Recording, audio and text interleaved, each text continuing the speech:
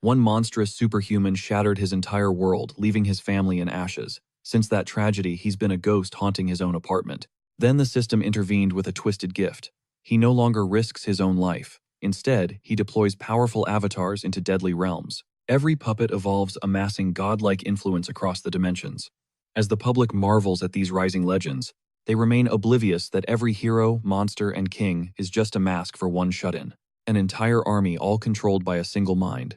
Let's witness the absolute chaos one player can unleash when he becomes his own squad. In a desolate wasteland, a terrifying immortal king clashed with a righteous holy knight. After a brutal exchange, the undead monarch smirked, admitting the warrior was finally a worthy rival. The knight gripped his blade, noting that the dark rumors were terrifyingly accurate. That title, Nightmare of the Continent, fit the king perfectly. Yet, as long as the light flickered in his soul, surrender was never an option. Radiant wings erupted from his back as he soared high, leveling his divine steel at the heavens. His courageous allies charged into the fray. Meanwhile, the real mastermind Han Sung-yoon watched the entire spectacle from his bedroom. He worried the choreography was getting a bit too extra. Sure, it was a staged flex, but how did his life turn into this movie? Both the Dreadlord and the saintly hero were just Han Sung-yoon. Not long ago, agents from the Special Ability Control Bureau showed up at his door for an investigation. An official asked for Han Sung-yoon, and he answered with a hollow, sunken expression. The agent confirmed his identity, warning him to report immediately if he ever awakened a superpower. The man left with a polite goodbye, leaving the protagonist back in his silent sanctuary. That was his first human interaction in over 6 months, and it was already over, which meant another half-year of blissful isolation behind a locked door. He scavenged through the kitchen for a snack, but everything in his cabinets had rotted ages ago. It had been 2 full years since he last stepped onto a sidewalk. People might call him pathetic or a weak-willed loser, but he's just a broken victim of this twisted reality. Suddenly, a breaking news alert flashed on his television. Firefighters were losing the battle against an inferno at a local mall. Some awakened psycho started the fire before vanishing into another world. Sung-yoon trembled at the mention of the awakened. It started out of nowhere, people suddenly gaining special abilities and losing their humanity. Once you awaken, the world literally spits you out into a dangerous foreign dimension. You've only got 24 hours to hit specific targets or die trying. Very few ever make it back to Earth alive. Driven by pure despair, many newly awakened go on a final violent rampage before their forced relocation. 2 years ago, a mindless prank by one of those idiots cost Sung-yoon his family and his leg. He tried to stay strong, but the trauma was a weight he couldn't lift. He spent his days holed up, attempting to train his broken body, but it was all for nothing. He was just a coward, afraid of the sunlight. If only he had the guts to move forward. If only he could escape this prison and go somewhere new. Suddenly, a holographic system window flickered into existence. Dimensional distortion detected, linking to the Akasha system. Unique skill awakening in progress. He stared at the glowing interface in pure shock, his heart racing. So this was the terrifying moment of awakening. The system announced that his unique skill, Avatar, was now active. He had 24 minutes before the world shift began. Panic surged through him. This wasn't a dream, it was a death sentence he wasn't ready for. The system warned that if he didn't enter the portal willingly, he'd be dragged through by force. He scrambled to gear up. Rumor said a single year in that world equaled 10 years of Earth time. That meant a decade-long struggle for survival just to see his apartment again. Could a guy like him even last a week? Preparing for the worst, he limped toward the swirling vortex. Only 3 minutes remained on his countdown. His chest tightened, and his breath came in ragged gasps. He wanted to take that final step, but his legs were frozen. He couldn't even walk to the grocery store, so how could he conquer a literal hellscape? Then a desperate realization hit him. He was an awakened now, which meant he had a cheat code.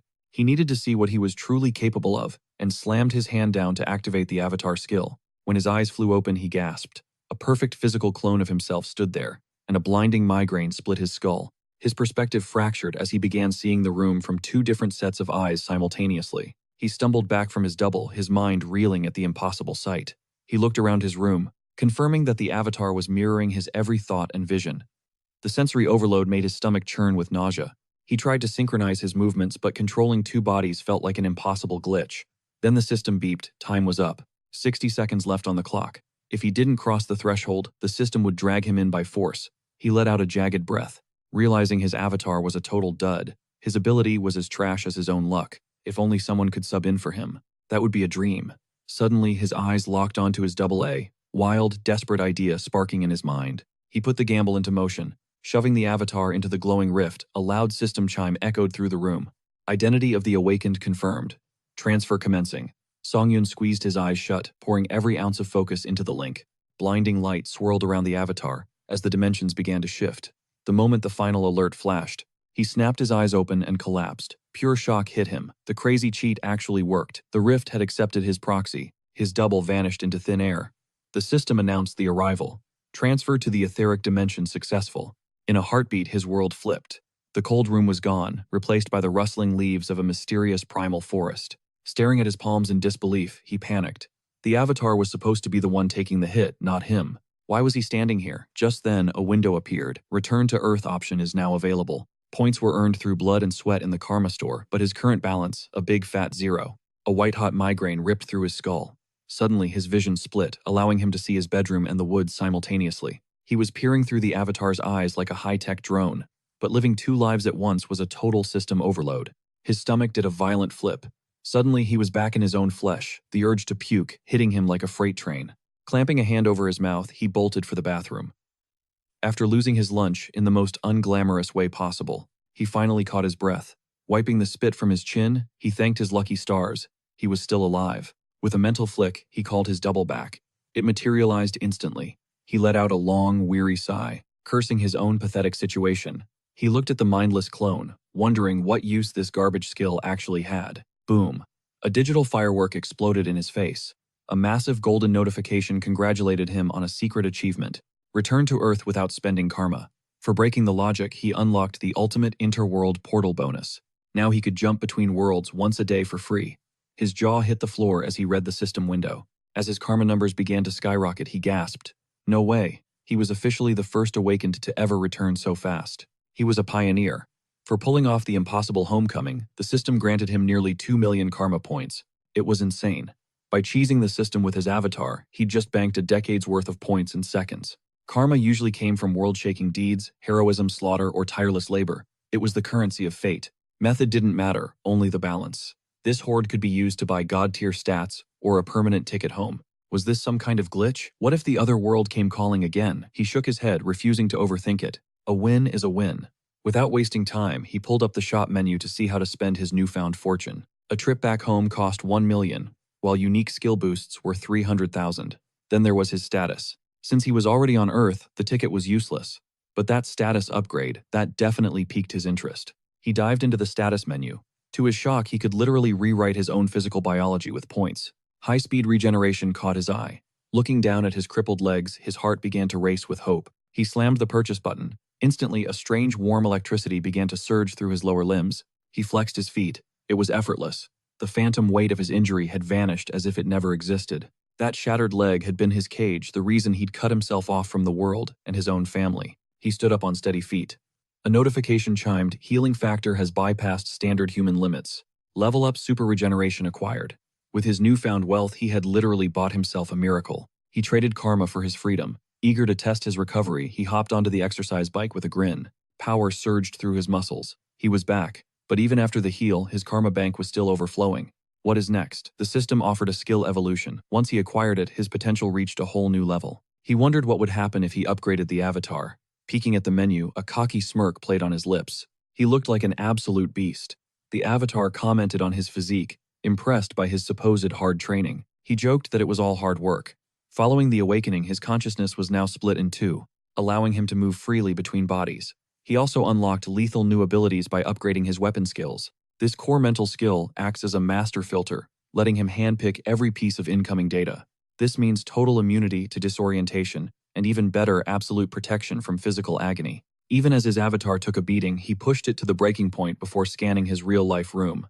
It was official he could conquer another world while cozying up in a blanket at home. He hit the couch and grabbed his controller, ready to pilot his avatar with pro-gamer precision. But there was a twist. He now had 3 clones and his curiosity was peaking. With more avatars coming as he leveled up, he realized naming them was crucial to avoid total chaos.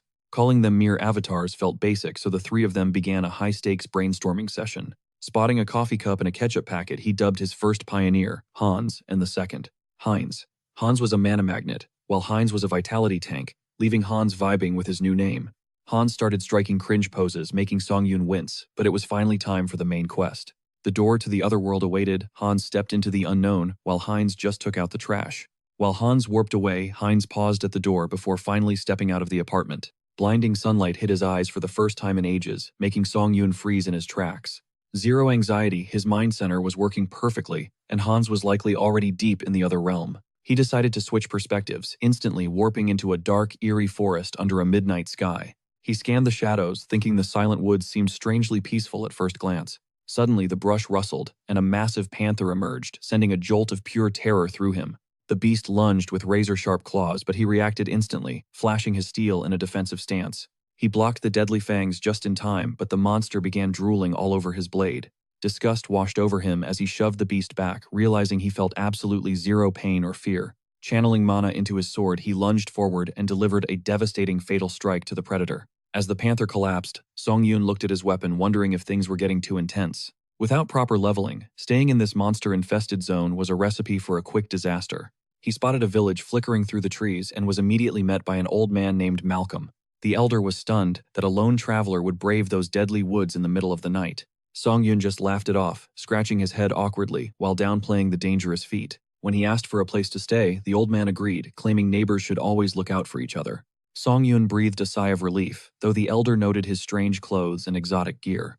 He played it cool, claiming he was just a traveler from afar who had lost his way. Malcolm smiled, saying it had been forever since a fresh face had wandered into their little corner. He offered a celebratory beer at the tavern before leading him to a cozy room for the night. Flopping onto the bed with a grin, he felt a rare sense of peace settling over him. The kindness of these people was overwhelming, making him realize how much he missed real human connection.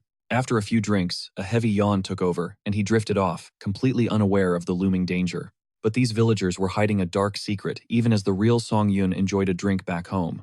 After a quick shower and some fried chicken, he heard strange noises coming from the next room. He felt a bit bad for Heinz, who was currently grinding his vitality stats in the other room.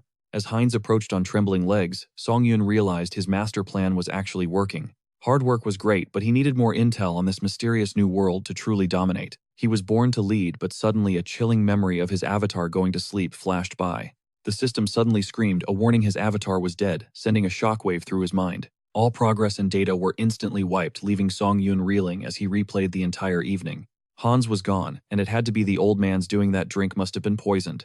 Frustrated by his own naivety, he gripped his head before feeling the pull of a fresh reconnection. Two figures loom over him, a grumpy geezer and his lackey. The elder clicks his tongue, looking completely unimpressed. He grumbles that the boy is a total dud instead of a useful asset. His subordinate echoes the harsh assessment. Eyeing the pile of bones, the old man notes this failure somehow survived the deadly forest alone, a strange feat. He expected more, but labels him a generic elite skeleton. Once they leave, our hero tests his new body. Staring at his skeletal fingers, he's absolutely shook.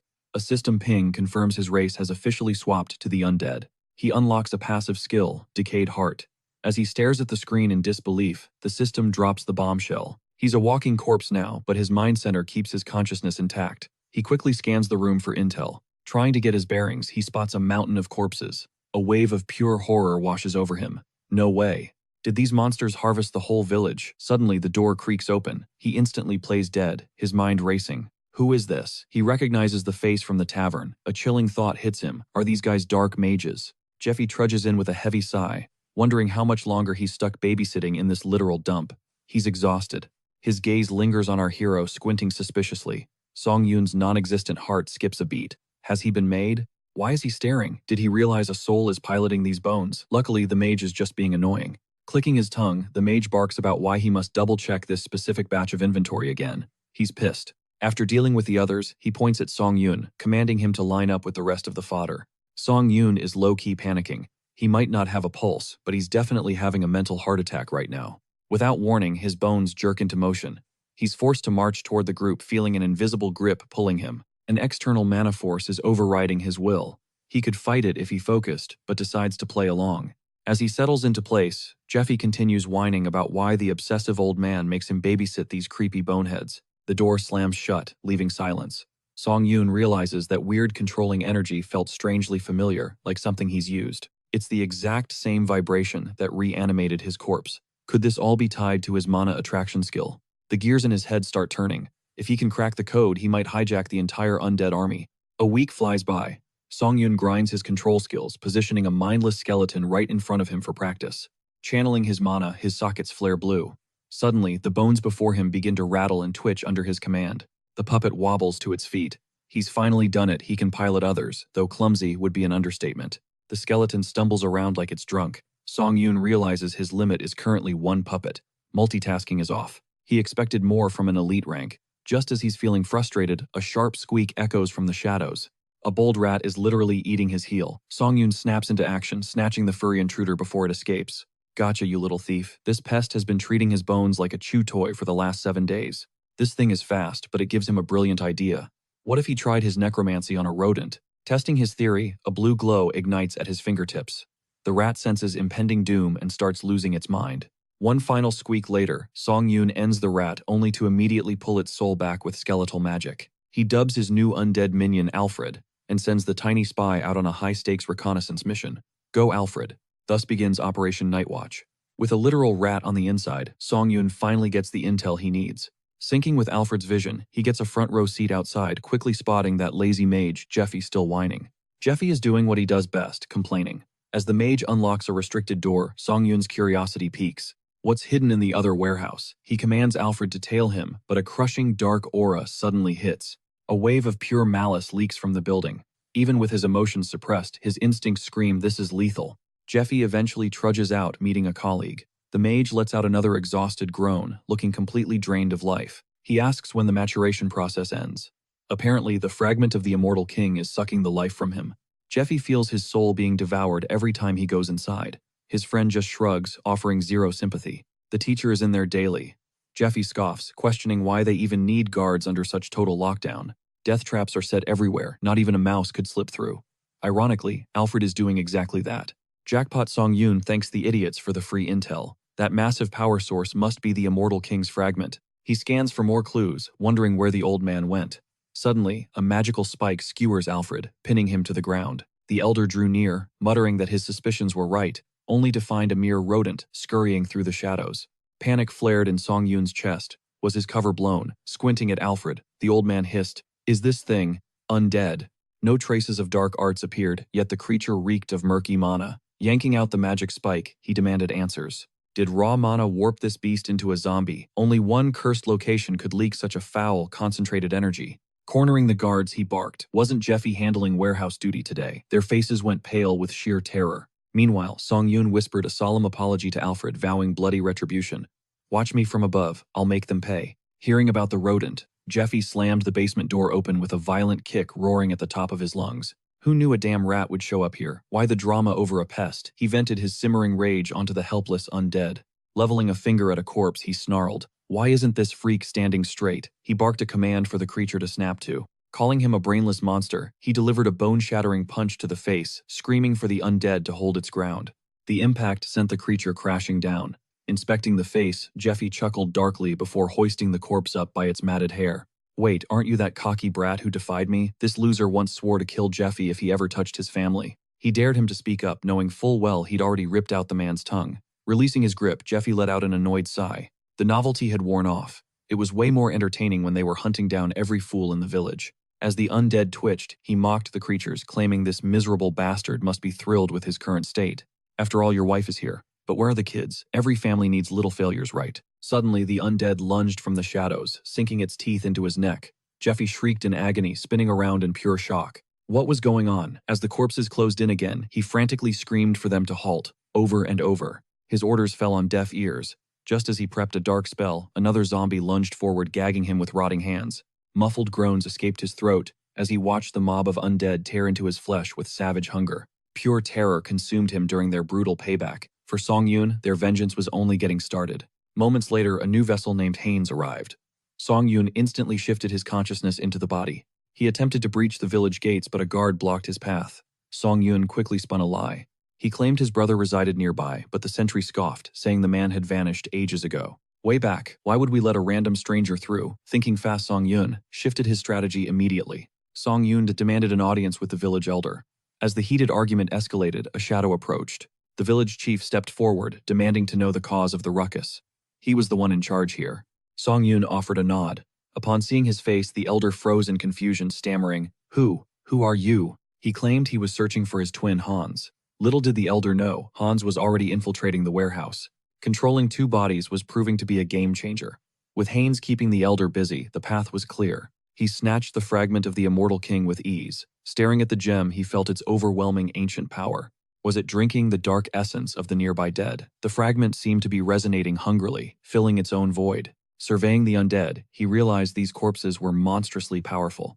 This dump was hiding a literal army of death. This warehouse was a graveyard. Grasping the crystal tightly, a wave of cold disgust washed over Song Yun's soul. These fools still treat us like trash. It's time they felt true despair. He crushed the crystal in his fist.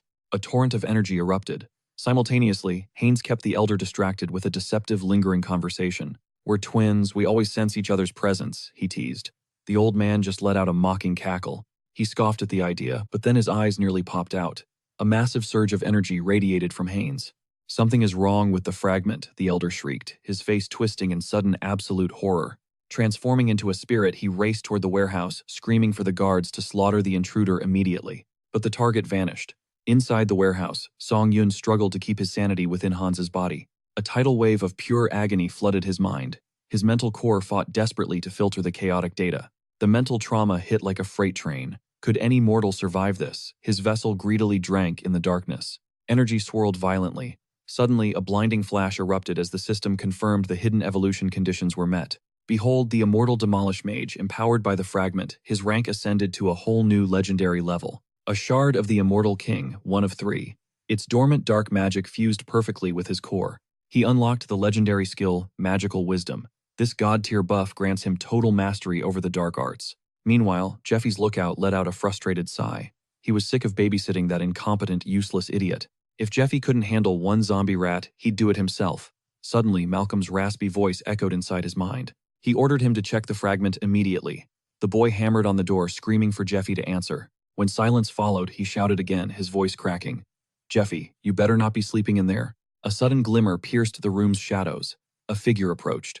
The boy barked, demanding to know why he was ignored. Realizing it wasn't Jeffy, but a walking corpse, horror struck. He stumbled back as the undead reached for him. He let out a terrified shriek. Song Yun simply stepped forward, casually mentioning how nice the weather felt today. This was impossible. How could a zombie speak? Before he could flee, a cold, rotting hand clamped his wrist. Panicking, he unleashed a bolt of dark energy, screaming at the monster to leave him alone.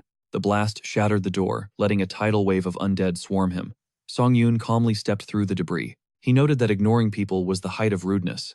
Staring at the mana in his palm, he felt clarity. Whether it was magical wisdom or instinct, the secrets of dark magic now felt as natural as breathing. Then the warehouse erupted. A massive breach formed, releasing ravenous undead to terrorize the entire village. As the corpses fanned out, magical bursts lit the horizon. Suddenly, a shattered skeleton crashed at Song Yun's feet. He paused, spotting Old Man Malcolm, a high-ranking member of the notorious Oath of Disobedience. Malcolm stormed toward him, snarling in rage. He claimed Song Yun was supposed to be a mere skeleton puppet. "What did you do with the king's fragment?" he roared. Song Yun stood his ground, unfazed by his fury. "Long time no see," Song Yun replied. "Remember me, thanks to you, I lost my heart back then. So I found a replacement in the warehouse." Malcolm's eyes bulged with rage. "You dared to fuse with it. How could a lowly body contain the immortal king's essence?" Malcolm screamed, unleashing the lethal finger of death. A beam of darkness slammed into Song Yun's hand, scattering bone. Song Yun narrowed his eyes in pure annoyance. "Where are your manners? It's rude to attack while I'm talking." Malcolm just screamed at him to shut up. A whole year of resources were wasted. He was so close to gaining absolute world-shaking power. It wasn't supposed to end with a mere skeleton evolution. He wanted the power to rule the entire world. Obsidian spikes erupted from the earth at his command. But Song Yun's shimmering barrier blocked every single strike. Trying to crush a newbie with high-tier spells, Song Yun mocked. Malcolm spat back, claiming only he could rule.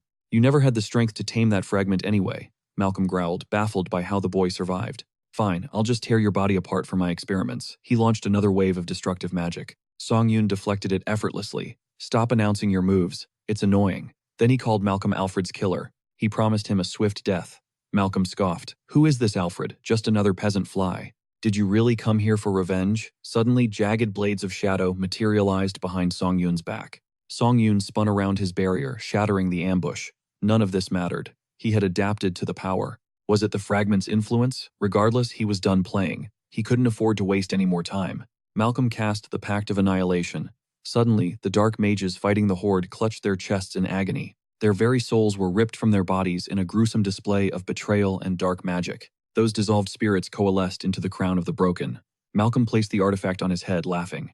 It was a gateway to the abode of the dead. Song Yun watched in disgust. You sacrificed your men. The fallen mages rose as mindless husks charging Song Yun. Malcolm cackled, intoxicated by his stolen strength. With this power, you're nothing. You're going to die right here, you arrogant brat. He began chanting his ultimate spell, but a tiny concentrated bolt of mana suddenly pierced through his chest. The old man collapsed. Song Yun yawned. I almost fell asleep, waiting for you to finish that chant. He wanted to end this nightmare. He dove into the dark magic as Malcolm stared in shock at his end. As the villain lost consciousness, Song Yun glanced at the moon. Alfred. You saw that, right?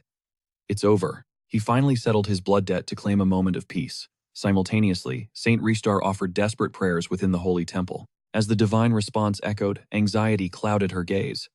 She hurried from the oratory to find Bishop Martin immediately. Her expression hardened instantly as she urged him to summon the rest of the council. Ominous signs of the immortal king's rebirth surfaced in the west, sending a chill down his spine. He rushed to assemble the elders. She feared the return of the monster who once drenched the world in terror. Centuries of peace were ending. She vowed to stop history from repeating. Elsewhere, our protagonist paced through the carnage. Looking at the mountain of bones beneath him, he realized nothing remained but total ruin. Hundreds of undead lay shattered. However, in this game, losses are easily replaced, no room for pity. Necromancy's ultimate perk, turning corpses into loyal soldiers. He then looked down at his severed arm. Time for a quick fix. He scouted for a sturdy skeleton, ripped its arm off, and admired the fit. He slammed the limb against his shoulder, triggering super regeneration to fuse the bone instantly. A perfect fit. Now what next? His eyes locked onto a nearby pile of remains. Unleashing his dark mana, he commanded the corpse to serve. Forbidden whispers guided his every move. Empowered by the immortal king's shard, he worked to purge the lingering magic from his vessel. He tried erasing the dead's memories, but failed. The bones collapsed, leaving him staring in total confusion.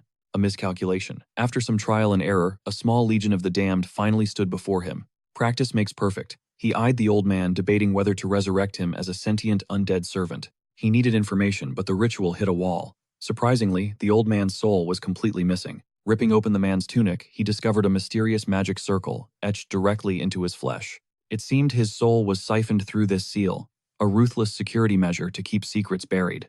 It made sense. With stakes this high, his enemies wouldn't overlook such a critical defensive detail. No matter. He just repurposed the corpse into a high-tier undead warrior with its own consciousness. Chanting his spells, he meticulously visualized the dark procedure required for the transformation. He corrupted the residual mana, binding the intellect and hardening the persona. Then the skin sloughed off. A skeleton death mage emerged, bowing low and awaiting commands. Even Song Yun was stunned by the result. Surprised by his success, he clapped the skeleton's shoulder and dubbed his new servant, Malcolm. Total loyalty was required. When the skeleton stayed silent, he delivered a sharp strike, demanding a response. Malcolm complied instantly. Song Yun mused that though the man's memories vanished, his sins remained eternal. He planned to enjoy this torment. As he spoke, Malcolm gripped his cane, trembling with nervous anticipation. Eyeing the weapon, he remarked on how stylish the cane looked. The old man shook violently with fear. Bound by duty, he handed over the artifact. Next, Song Yun moved toward a massive heap of bones. He spotted the zombie responsible for Jeffy's death. With a simple touch, he ignited the creature's head. He granted it eternal rest with its kin. Exhausted from the chaos, he finally returned to his physical form. After devouring a massive feast, he pulled up the latest gold market rates to check his profits. Since mages ran that village, the gold reserves were insane. He never expected such a massive haul. Inspecting the mountain of loot, he summoned Hans, who materialized right on the table in front of him. Hans knocked over the food, scaring Song Yun half to death. The servant's presence was purely terrifying. He panicked and unsummoned him instantly. Gasping for air, he felt like his heart almost stopped. Decisions. Before resummoning Hans, he checked the karma shop to buff his unique skills first. The payout was massive. His points had doubled from 400,000 to a whopping 800,000. He dropped 300,000 on an upgrade. The system confirmed his avatar capacity would now scale higher. His willpower shattered records, unlocking Serenity, a skill that shields his mind from all external psychological shocks. With his mental defenses up, summoning the terrifying Hans was no longer a nightmare. Hans started teleporting the village's riches into the apartment, while his avatar organized the gold piles. He realized that despite being near such a terrifying entity, his mind stayed perfectly calm. Serenity was truly powerful. It was a total mystery. Despite his internal chaos, fate always dropped the perfect skill right into his lap. Hauling heavy sacks of gold, he hit the jewelry shop to cash out. The staff's jaws hit the floor. The blinding shimmer of his loot nearly scorched their retinas. Song Yun secured his bank transfer and ghosted the scene. The employees practically bowed him out, praising his VIP status. He just gave a casual wave and a smirk. Taking no chances, he used dark arts to tuck Hans into his shadow. He even masked the summon for stealth. Maybe he was overthinking wrong. A thunderous blast ripped through the air as two awakened thugs burst from the shop. A hulking werewolf led the charge, howling about hitting the ultimate jackpot. Who could have predicted this massive haul? Finding a mountain of gold in this backwater town? Insane. His partner snapped at him to shut up and move. Time was ticking. They bolted into the distance as the frantic jewelry shop staff screamed for help. Villains, the cry rang out. As the duo charged toward Song Yun, he just stood there, paralyzed with disbelief. Villains use awakened gifts for chaos, while heroes clean up their mess. It's the classic battle of power and ego. The déjà vu hit like a freight train, freezing him. The werewolf slammed into him, snarling for him to move. Song Yun played the helpless bystander, assuming the authorities would eventually sniff out these low-life crooks. The beast chuckled. Everything was going perfectly. They had more than enough time to vanish into the night. Backup was 3 minutes out. His partner urged them to hustle toward the portal before the heat arrived. At the rendezvous, their comrade lay cold on the concrete. The werewolf scooped her up, panic leaking through his fur. He begged her to name her attacker. Suddenly, his partner caught a terrifying shadow looming behind them and started shaking. The werewolf whirled around, demanding to know if it was a guard. His partner hissed this freak was definitely no hero. Hans stepped out of the darkness, raising a nightmare army of undead.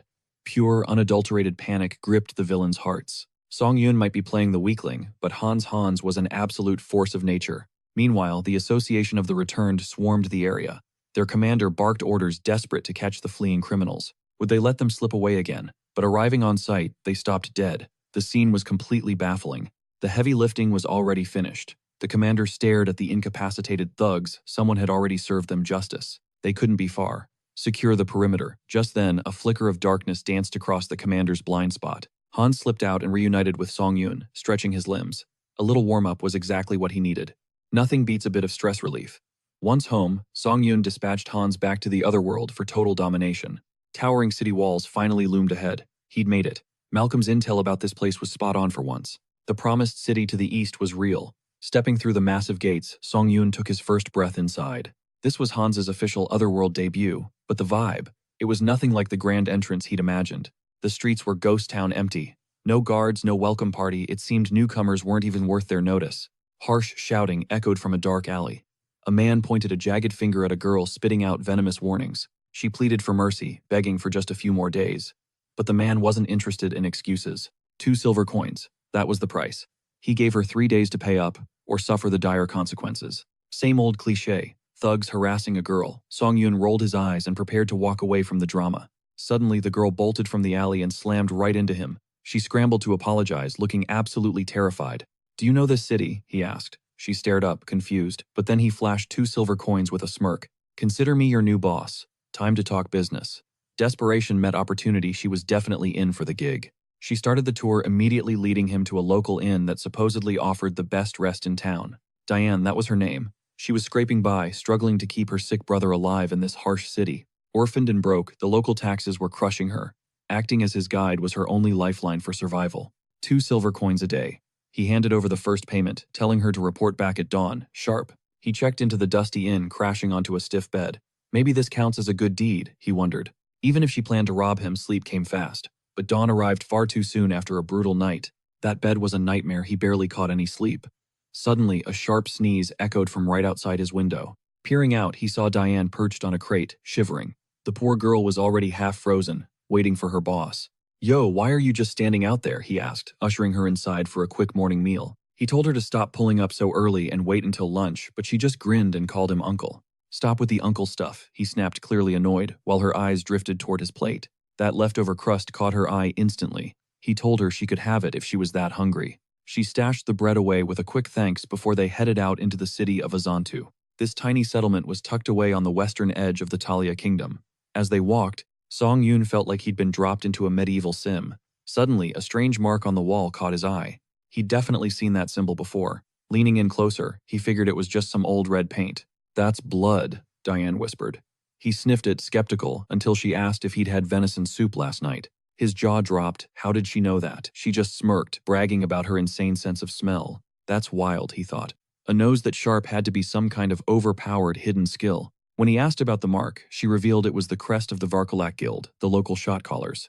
She started to spill the tea on the guild, but suddenly froze dead in her tracks before an alley. "You good?" he asked. She didn't move, claiming a specific scent was wafting out from the darkness. He asked what she caught this time. She took a deep breath and excitedly yelled freshly baked bread. She insisted he try it. He was confused since they just ate, but she claimed she was already starving. She pulled him forward, but there was a dark twist that wasn't bread. It was the metallic tang of blood. Days later, Song-yoon waited in the alley for Diane, but she was a total no-show. Panic set in, she was never late. Then two sketchy thugs stepped out of the shadows to corner him. His heart raced. Was it finally going down? "We need a word," they growled menacingly. He nervously handed over some silver, hoping this donation would keep the peace in the neighborhood. The goons smirked, totally satisfied. They joked about how quickly they'd found a common language. He'd brought that cash for exactly this kind of mess. Then he spotted the guild mark on the big guy's neck. Diane's warning echoed in his head. He knew he shouldn't be lingering in these sketchy back alleys. He needed to bounce from this city, as soon as possible. He frowned, wondering how much these guys had traumatized the girl. As the thugs walked off, one questioned why they'd even bothered snatching that little brat. "Orders are orders," the other shrugged. Song-yoon's blood ran cold as he overheard them. Did they just say they grabbed her? Heart pounding, he shouted out to them, desperate for answers. He tightened his fist, knowing timing was everything. One wrong move and things would get ugly. If things went south, he'd just despawn his avatar. "Wait up, I need to know something," he demanded. Suddenly, Diane's voice rang out behind him. He spun around, but the thugs were already losing their cool. They cracked their knuckles looking for a fight. "What's with the sudden curiosity, pal?" they sneered. "I just wanted to make sure that silver was enough," he stammered. They took the bait and robbed him. Once they left, Song-yoon hurled his empty pouch aside.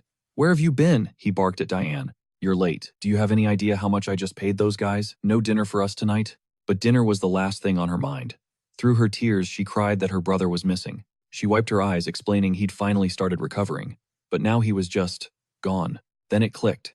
Song-yoon remembered the twisted conversation those two thugs were having. "Was it the Varkalak?" he asked. "They were just bragging about kidnapping some little kid." The second he said it, Diane went pale and clutched her head in absolute terror. He tried to calm her, offering to pay whatever ransom they wanted to bring him back. "Money won't save Aaron," she screamed. "They don't want cash. They just want his blood." He stood frozen as she revealed the horror this city was just a living blood bank for vampires. Meanwhile, the vampire lord Virak arrived at a dark mage village, the stench of mana filling the air. He stood there in chilling silence, his cold gaze falling upon the piles of the dead. He pondered if they'd truly slaughtered one another over that immortal king shard. Such a waste, he'd been itching to pulverize that relic himself. The moment it reached full maturity, some shadow swiper snatched it. He didn't know the thief, but he definitely knew their destination. Tracking that bandit would be a breeze. Back at base, Diane spilled every dark secret to Song-yoon, Varkalak included. Bloodsuckers pull the strings of every syndicate. Escape the city walls. It doesn't matter. No one makes it out alive. They're desperately fighting just to see tomorrow. Day after day, the struggle continues. Diane collapsed, sobbing as her strength finally failed. Her brother was destined to be a vampire's snack. Song-yoon snapped her back to reality with a sharp slap. Time was bleeding out. "Where's your brother's location?" Stunned, she looked at him with wide eyes. Was this stranger actually stepping up to save him? Flying solo is a death wish. With a confident smirk, he promised to handle these low-level thugs with ease. The rescue op is a go. Meanwhile, over at the local dive, a gang of goons gambled away while whispering about their haul. How did a broke loser like him suddenly hit the jackpot? With a cocky laugh, the thug bragged. He'd rolled some weakling that morning for a massive payday. Suddenly the tavern doors slammed open. Our hero had arrived. "Who's this clown?" one thug growled. His buddies just grinned, telling him to hold on for the show. "It's the victim from earlier." Mockingly patting Song-yoon's head, the leader asked if he'd brought a second donation. Was he feeling generous again? And how'd he bypass the guards? Did he bribe them with loose change or what? Song-yoon's voice turned cold as ice. "I won't repeat myself. Where is the boy?" The thug bristled. "You lost your mind, kid. Know who you're messing with." But Song-yoon was officially done playing nice. Drawing a blade in a flash, he plunged it into the thug's throat. He knew exactly who he was, dealing with a corpse. Scumbags who tear families apart for a quick buck don't deserve mercy. He ripped the steel free from the man's neck. One down, two to go. Seeing their comrade fall, the remaining thugs lunged at him with murderous intent. He charged ahead, trusting his insane durability and high-speed regeneration to tank whatever they threw his way. His initial slash missed, leaving an opening. A thug buried a blade into his side, but the steel failed to pierce his skin. The attacker froze in confusion. Capitalizing on the shock, Song-yoon smashed the hilt into his skull with a grin. "Compliments of a Korean-made tactical vest," he quipped. Suddenly, the third goon struck from the shadows behind him. A shimmering magic barrier intercepted the blow. The thug gasped. "How does a loser like you have magic gear?" Song-yoon silenced him with a lethal strike, glancing at his tactical belt. Bringing these artifacts was the right call. He'd packed a literal arsenal of magic tools. As the body hit the floor, he exhaled. Wait, is that it? He'd clearly overprepared, barely using half his stash. But the party was far from over. Fresh reinforcements swarmed down from the balcony. Song Yoon tightened his grip. This was starting to look like a problem. Numbers didn't matter. He tore through them all. Panting after the carnage, he wondered why the hell there were so many. He'd lost count of the bodies. Yanking a blade from his own shoulder, his passive skills instantly sealed the wound. Pinning the leader's head to the floor with his boot, he demanded, "Where's the kid you snatched?" The thug spat back. "Think I'll talk that easy? You're just a clueless outsider. You have no idea the monster you've crossed. My boss is coming and he'll tear you apart." Song Yoon just chuckled, thanking the idiot for the heads up. "Worry about your own neck first," he muttered, knocking him cold. He immediately began scouring the tavern for the boy. He kicked a door open to find a trembling child. "You, Aaron," the boy whimpered, pleading for his life. "Relax, kid. Your sister Diane sent me to get you back." Aaron's eyes widened. "Wait, you know my sister?" He nodded. "I'll give you the full story once we're out of this hellhole. Let's move." Suddenly, a bat screeched through the air, shifting into a man before their eyes. "Who the hell are you? How dare you touch my dinner while I'm out?" As Song Yoon turned, the vampire's eyes burned with hunger. "Are you with the Oath Rebels, or just a foolish brother? You know the price of defiance, don't you?" Shielding Aaron, Song Yoon retorted, "I'm just a traveler your trash tried to rob. Bad mistake on their part. Rescuing him was just a bonus." The vampire smirked. "Boring. I prefer fresh meat, so you're both dead." Crimson blood magic erupted, putting Song Yoon on high alert. "Run now," he yelled, shielding the kid once more. A violent torrent of blood smashed through the floorboards, sending them both plummeting into the dark cellar below. Wine barrels shattered upon impact, soaking the floor. Song Yoon scrambled to his feet, ready for round two. Grimacing at the stench of booze, he checks on the boy and urges him to flee. The vampire drops down, noting the slick dodge. A decent warm-up before lunch, he muses. Claws out the monster charges with a smirk. Our hero shoves Aaron away, yelling for him to never look back. His sword clashes against the vampire's claws, but his heart sinks as they pierce his chest. The blades tear through his tactical vest. The vampire is impressed by his sturdy build and insane healing factor. Tongvan grits his teeth, realizing the power gap is massive. The bloodsucker just licks his lips. He calls him an unexpected delicacy. The main character knows he'd be dead if the monster wasn't playing with his food. He can't just take this lying down. He clenches his fists, ready for a final stand. Sensing the counterattack, the vampire instantly shuts him down with overwhelming speed. "Maybe I should shave your bones before eating," he mocks, hoisting the boy off the floor. "Your pathetic resistance ends here," he sneers, reaching for the hero's throat to end it all. If the gap is this huge, they're both going down. He bites the hidden ring in his mouth. His body erupts into a localized inferno. The vampire recoils, screaming about a fire element magic tool. Tongvan had noticed the spilled alcohol everywhere the moment he was thrown down. Seizing the chance, he lunges forward, tackling the monster into the booze-soaked floor. The vampire panics, calling him a suicidal madman. He's not looking to die in a blaze of glory. If the sparks hit the floor, it's game over. He tears off the hero's lower half to escape. He mocks the boy as flimsy meat, but our protagonist isn't done fighting yet. His upper torso crashes onto the vampire, delivering a brutal headbutt that sends the monster reeling. "Since you praised my sturdy build and healing, expect this meal to be a bit chewy." Terror fills the vampire's eyes as he begs for a second. Then the whole building explodes. Watching the wreckage burn, Tongvan is shocked he actually survived such a devastating blast. Getting stronger is a nightmare. He closes his eyes, satisfied that the rescue mission was a success. Outside, Diane and her brother wait in agony, her voice trembling as she calls his name. System report: Avatar Haynes is dead. Respawn in 7 days. Time skips forward after the incident. Diane is back at her daily grind, shining shoes for noblemen. A customer pays and heads out. She offers a tired smile before wiping the heavy sweat from her brow. A voice asks for help. She looks up, offering a professional smile to the new customer. She offers him a seat, but seeing his face, she freezes before lunging into a tearful hug. "You're alive," she sobs. He gently pats her head, promising her that he's perfectly fine. "Do I look like the type to die easily?"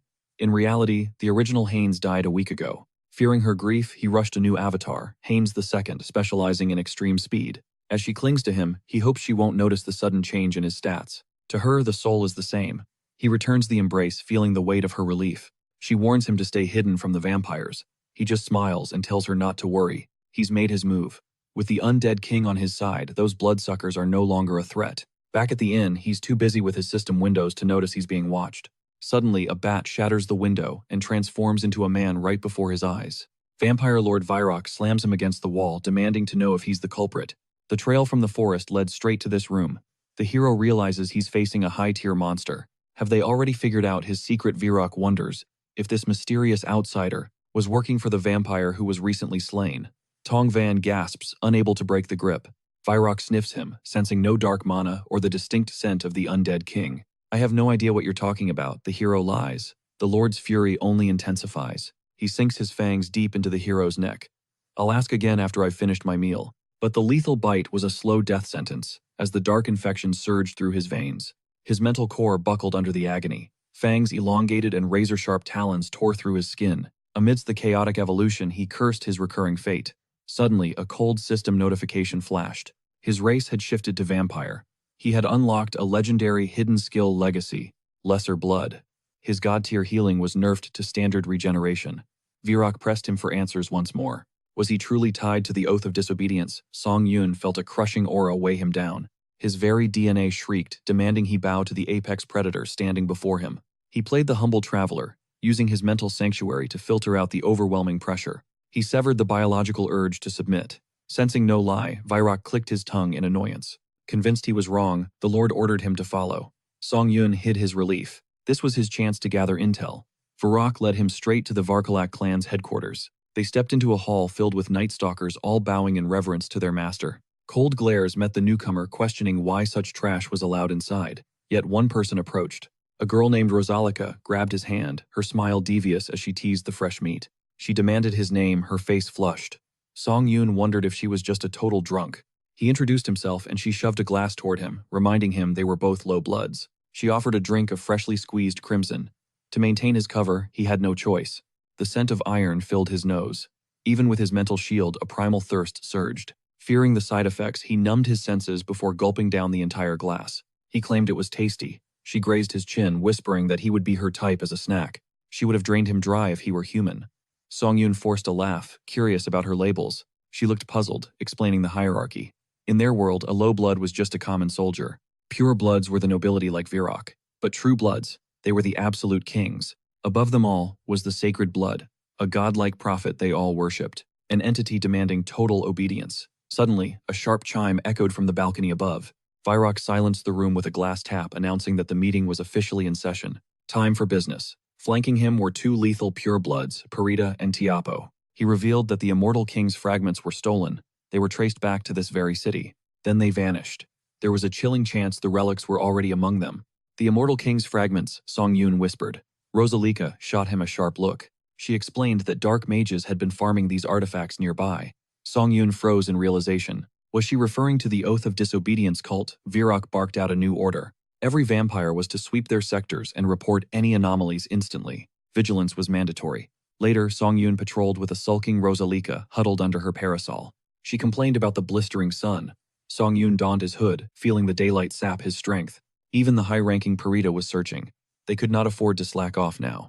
Their sudden disappearance was baffling. Why move them here just to lose them? He pressed for details. Wait, the clan has fragments, he asked. She nodded, confirming the mages were their suppliers. They planned to fuse the pieces. Song Yun's pulse quickened. This was the breakthrough he needed. A pure blood was likely guarding the prize.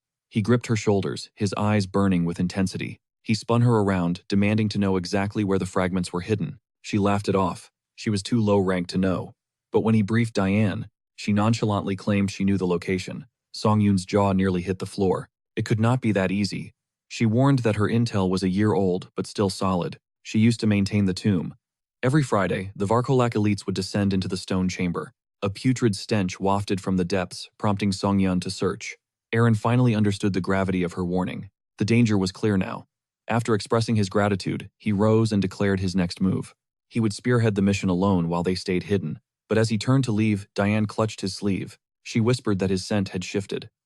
Baring his lethal fangs, he confirmed her instincts were dead on. He had transformed into a creature of the night. Her safety wasn't at risk, though. She froze in sheer disbelief. Despite her trembling, she offered her own veins to quench his thirst. Her fear was visible, yet she didn't waver. Offering her wrist, she stammered that he could take a sip, just a tiny drop to keep him sane. He delivered a playful bonk to her head, telling her to chill. All he needed was the location of that place. Under the veil of night, Tiapol cornered his prey. He commanded the man to freeze, questioning his will to live. One final chance was granted. A single strike would earn the man a swift trip to the afterlife. White-knuckling his blade, the man lunged with a desperate roar. But the vampire unleashed his crimson sorcery. With a sadistic grin, Tiapol mocked his struggle. Crimson threads erupted, ensnaring the victim in a gory web. The spider-like silk dragged the terrified boy closer. He realized his fate as the threads pierced his flesh. A final scream echoed as his life force was siphoned away.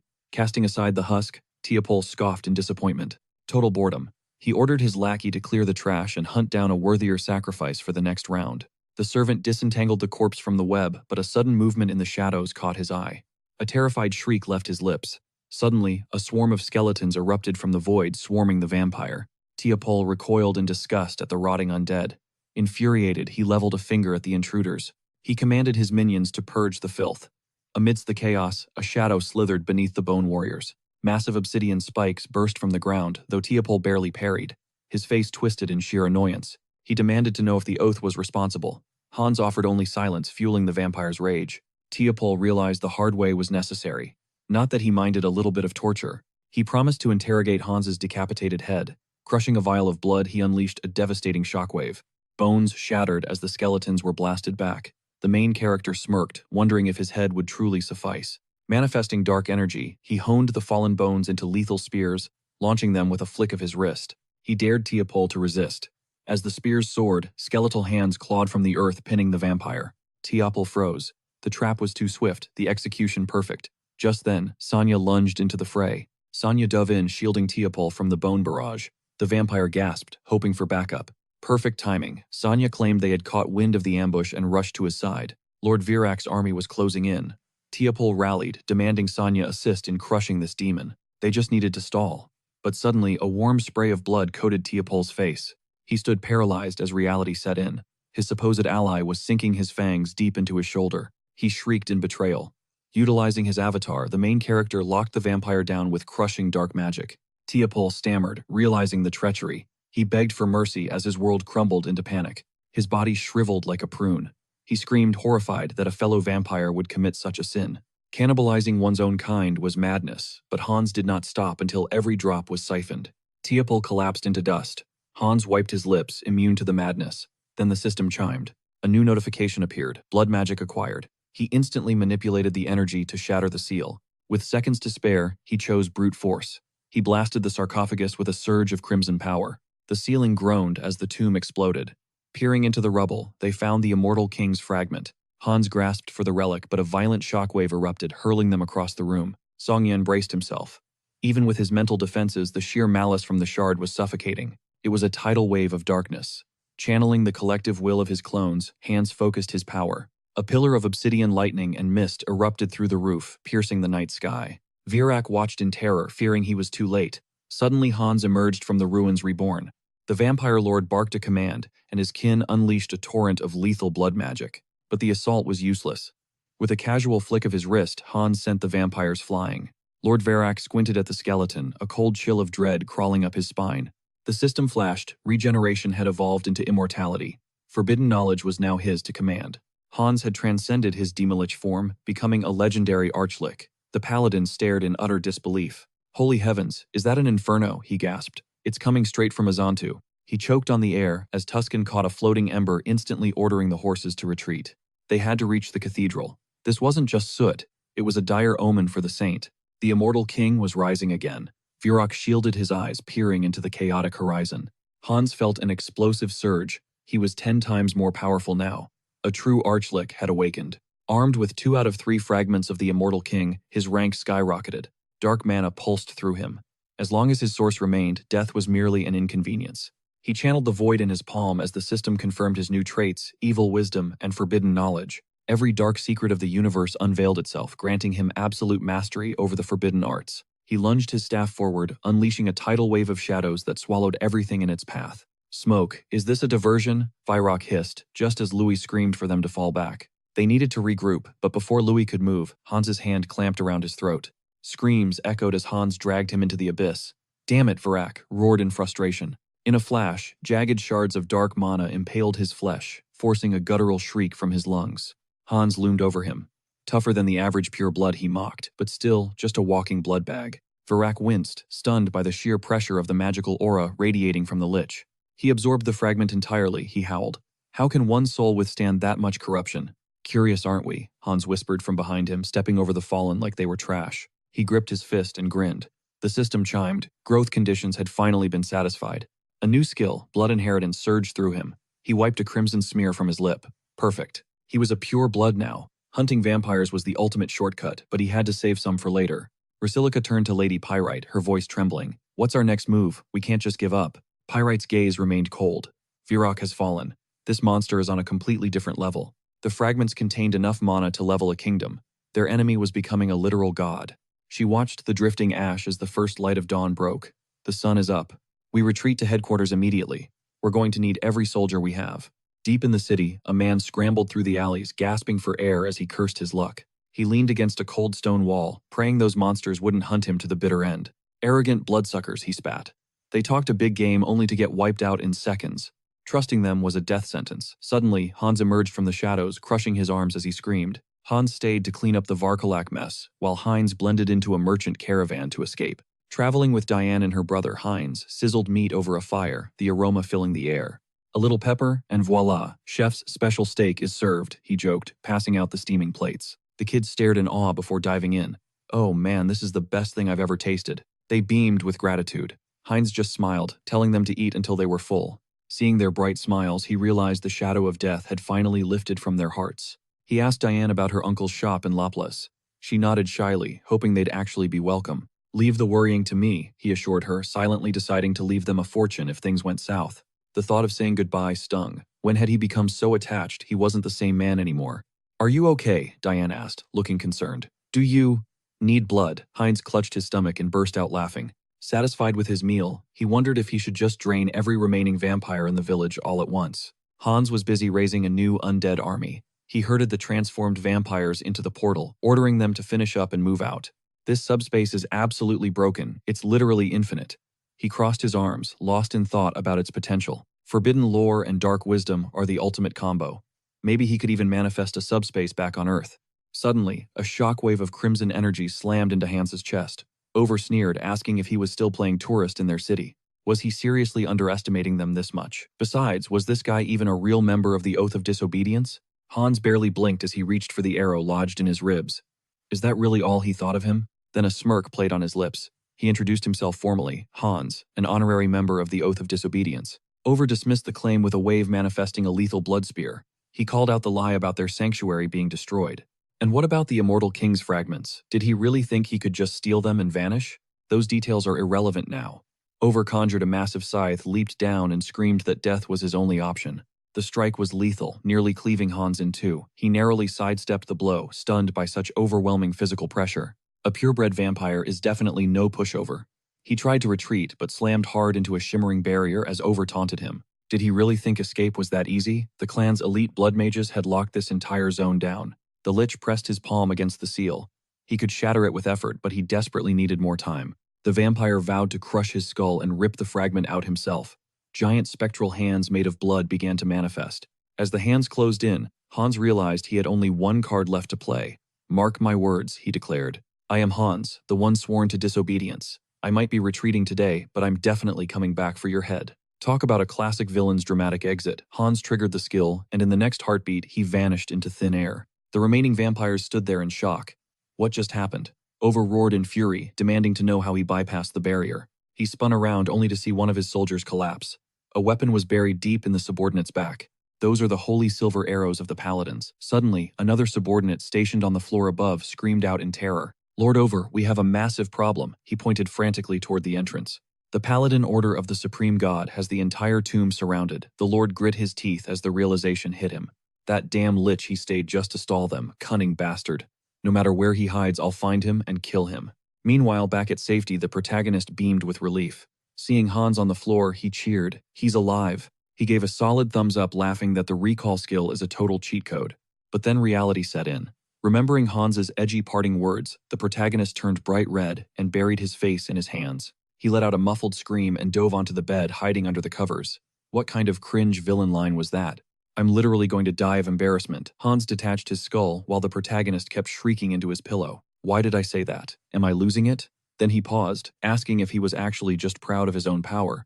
Hans's skull chimed in, noting he'd soloed a pack of high-tier vampires and even rescued a helpless girl. The protagonist smiled, feeling like a genuine hero for a moment. He hopped out of bed, feeling energized. All that work must have farmed some serious karma, right? He opened the karma store to check the system notifications. His jaw dropped. 700,000. The UI showed a staggering balance of 731,002 points. He thought he'd blown it all on upgrades. How did the numbers get this high? Maybe beefing with high-level vampires and dark mages paid out a massive bonus. Alright, time to level up. Let's see if the special skill can be evolved again. He tapped the glowing system window expectantly. The system confirmed that the avatar summoning limit had been boosted. He noted the increased number of active avatars available. There had to be more hidden perks. Suddenly, a notification popped up. You have acquired the special skill Persona. He smirked, realizing his hunch was right. A character with the Mind Center skill. This should be interesting, he chuckled. The Persona skill allowed him to use his avatars as vessels for specific emotions. He realized his skill growth was evolving. It was following his original intent, but the complexity was far more profound than he ever intended. The system's design was finally clear. The cold truth had finally clicked. A 2-year shut-in, now hunting monsters with strangers. Talk about a glow-up. He survived by treating life like a game while rotting in his room. But reality was finally calling. Loneliness and sorrow came crashing back in. Years of suppressed rage bubbled up. He whispered, one name Hans. He poured his trauma into the vessel. Dark mana exploded. Refreshing, he exhaled. The pain wasn't gone, just folded away. He turned his mind racing. How did Hans feel? Agony and despair are my only friends, he replied. Hans didn't flinch. Our hero froze in shock. Those were his exact words. But Hans had evolved. Touching his skull, the avatar gained a soul. He possessed a personality now. Wait, he snapped his head toward a noise. Boom, an explosion. Is there another villain terrorizing my city? He barked. The city was falling apart. He shook it off. Let the official heroes handle it. It wasn't his problem, not yet. Then Hans asked a chilling question. Do we need a reason to kill trash? Everything finally felt clear. He was a coward who made excuses to avoid his true duty. Courage was his missing piece. Hans grabbed a mask. The world order is dead. Scum are everywhere now. I will become the only law they fear. He vanished into the night. Below, thugs were whining about the chaos. They stared at the ruins. These idiots are causing way too much heat. Where is the backup? One barked. High above, Hans was already hunting. A villain alliance. Too bad their clock just ran out of time. I need a souvenir. He summoned spectral eyes in his bloody palms. These would be his scouts in the dark. Meanwhile, the sinners played. A thug flicked his cigarette. Hey, I need a damn ashtray. Now. A victim was shoved forward. Here is a human one for you, his buddy laughed. The bully grinned, grabbing the kid's face. The perfect spot for my ash. Please stop, the boy sobbed. A girl shielded a child, screaming in terror. Nowhere to run, a man roared, belt swinging. A window shattered nearby. A thief raided the till, chuckling. All right, time to cash out, he smirked. Hans had seen enough. These weren't people, they were just garbage. Your sentence is eternal trauma, he lunged, crushing the thief's throat. He seized the abuser next.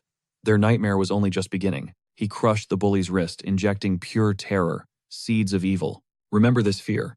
When evil sprouts, the darkness will be there. Power surged through his veins. I need more, much more. Eyes swarmed. A citywide cleansing was coming. He sent his scouts flying in every direction. Hours later, Hans stretched. Taking out the trash all night is exhausting work, but satisfying. He examined the eye in his hand. Peak utility. But it had a glaring weakness. One touch of light, and it vanished. He needed a better radar. How do I track the undead? What is the move? Splat. A pigeon hit him. You little winged rats, he barked, fuming. I will kill you all. Then he paused. Flying invisible scouts. Bingo enslavement magic, the ultimate dark mage trick for animal spies. He summoned the birds. Why isn't this working? He eyed a caged cat. He envisioned a curse that appeared harmless but spread like a lethal wildfire. But lowering the mana for a stealthier look meant sacrificing its infectious potency. Pumping shadows into the cage, he finally understood the developer's nightmare of endless debugging. Testing the viral enslavement hex final revision version 3. Did it take? Suddenly, the cage disintegrated as a warped feline lunged out with a piercing shriek. Hans turned away. 3 weeks of grueling research and still nothing to show for it. The final subject. Everything rides on this. He lunged for the dove, damn it. It needed a second of true death. Calibrating his mana, he unleashed a wave of abyss. Viral enslavement hex. Viral enslavement hex. Definitely the final revision, version 3. With a heavy sigh, he let go. The dove bolted, vanishing into the horizon. Wait, what? He blinked. They looked ordinary now to see if the plague actually spreads. The bird landed among its flock, and suddenly a dozen pairs of eyes ignited crimson. Total success. Every infected creature was now his remote sensor. All right, move out. Find my enemies. Miles away, Laddie knelt as divine visions flooded his mind. Hans reminded himself of his path, an oath of defiance. He was death incarnate. Sir Tuscan arrived with a report. After a brutal interrogation, the survivors were contained. It appeared the vampires weren't exactly allies with the Undying King's bloodline. We need hard evidence. While we waste time, the Undying King is regaining his throne. Suddenly his crucifix began to vibrate wildly. He grabbed the relic, shouting, "Yes." Your Eminence high-ranking officials scrambled toward the glowing statue of the goddess. The stone pulsated with radiant light. "We found him, Archbishop Laddie," they whispered. The Undying King's presence was live hiding in a cavern deep within the northwest peaks. Lottie vowed to meet their expectations. Meanwhile, deep in the cave, Hans remained oblivious. Resting on the dirt, Hans waited for his familiars to ping any monster encounters. He just needed to verify the data stream, when a strange sensation hit him. His scouts were acting haywire. Were they fleeing? If it were monsters, they'd report it. They should have signaled by now. Wait.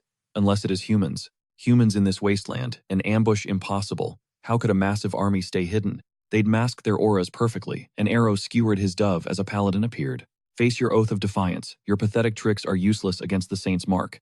No escape. Tuscan leveled his heavy blade. Surrender and face the heaven's justice. Hans stared at the cross. Holy Knights. That emblem. He remembered his training. It was a flashback to Brokeslack. Holy Mana, the ultimate hard counter to his darkness. How did the church track me? Before he finished, Tuscan's blade forced him down. Silence. You have no right to speak. Your silver tongue won't save you here. Total zealot. Hans realized he'd have to fake an opening and make a run. He lunged with shadow energy, but Tuscan dodged effortlessly. You can't trick a saint. Pathetic. Charging his blade with light, the paladin drove steel straight through Hans. Is punishing villains a crime now? The lich hissed. Shut your mouth, Tuscan roared. Wielding that forbidden filth makes you a monster. Tuscan swung a fist as Hans braced. Where is the logic? Hans tried to counter, but his mana had completely vanished. Wait, what? Something was suppressing his core. His magic was stone dead. Tuscan's fist connected, sending Hans flying as knights swarmed the high ground. The target is out. Start the ritual. Their holy hymn began making Hans's skull throb. The chant was draining his soul. He could end them, but he wouldn't kill innocents. Sinners, Tuscan roared, burying his holy blade deep into Hans's spine. This is our opening, he barked. Amidst the chaos, Hans heard a faint whisper. Stay calm, Hans, he hissed internally. Damn it all. As the minister's chants reached a fever pitch, glowing spectral chains snared the lich. I let my guard down, he cursed his own arrogance. Dangling helplessly in midair, panic flared. He was completely paralyzed, his mana pool locked tight by the holy binding. There was no breaking these shackles. He looked up, meeting Tuscan's cold, triumphant gaze. Checkmate, Tuscan sneered. Justice is absolute. No monster has ever slipped through my fingers.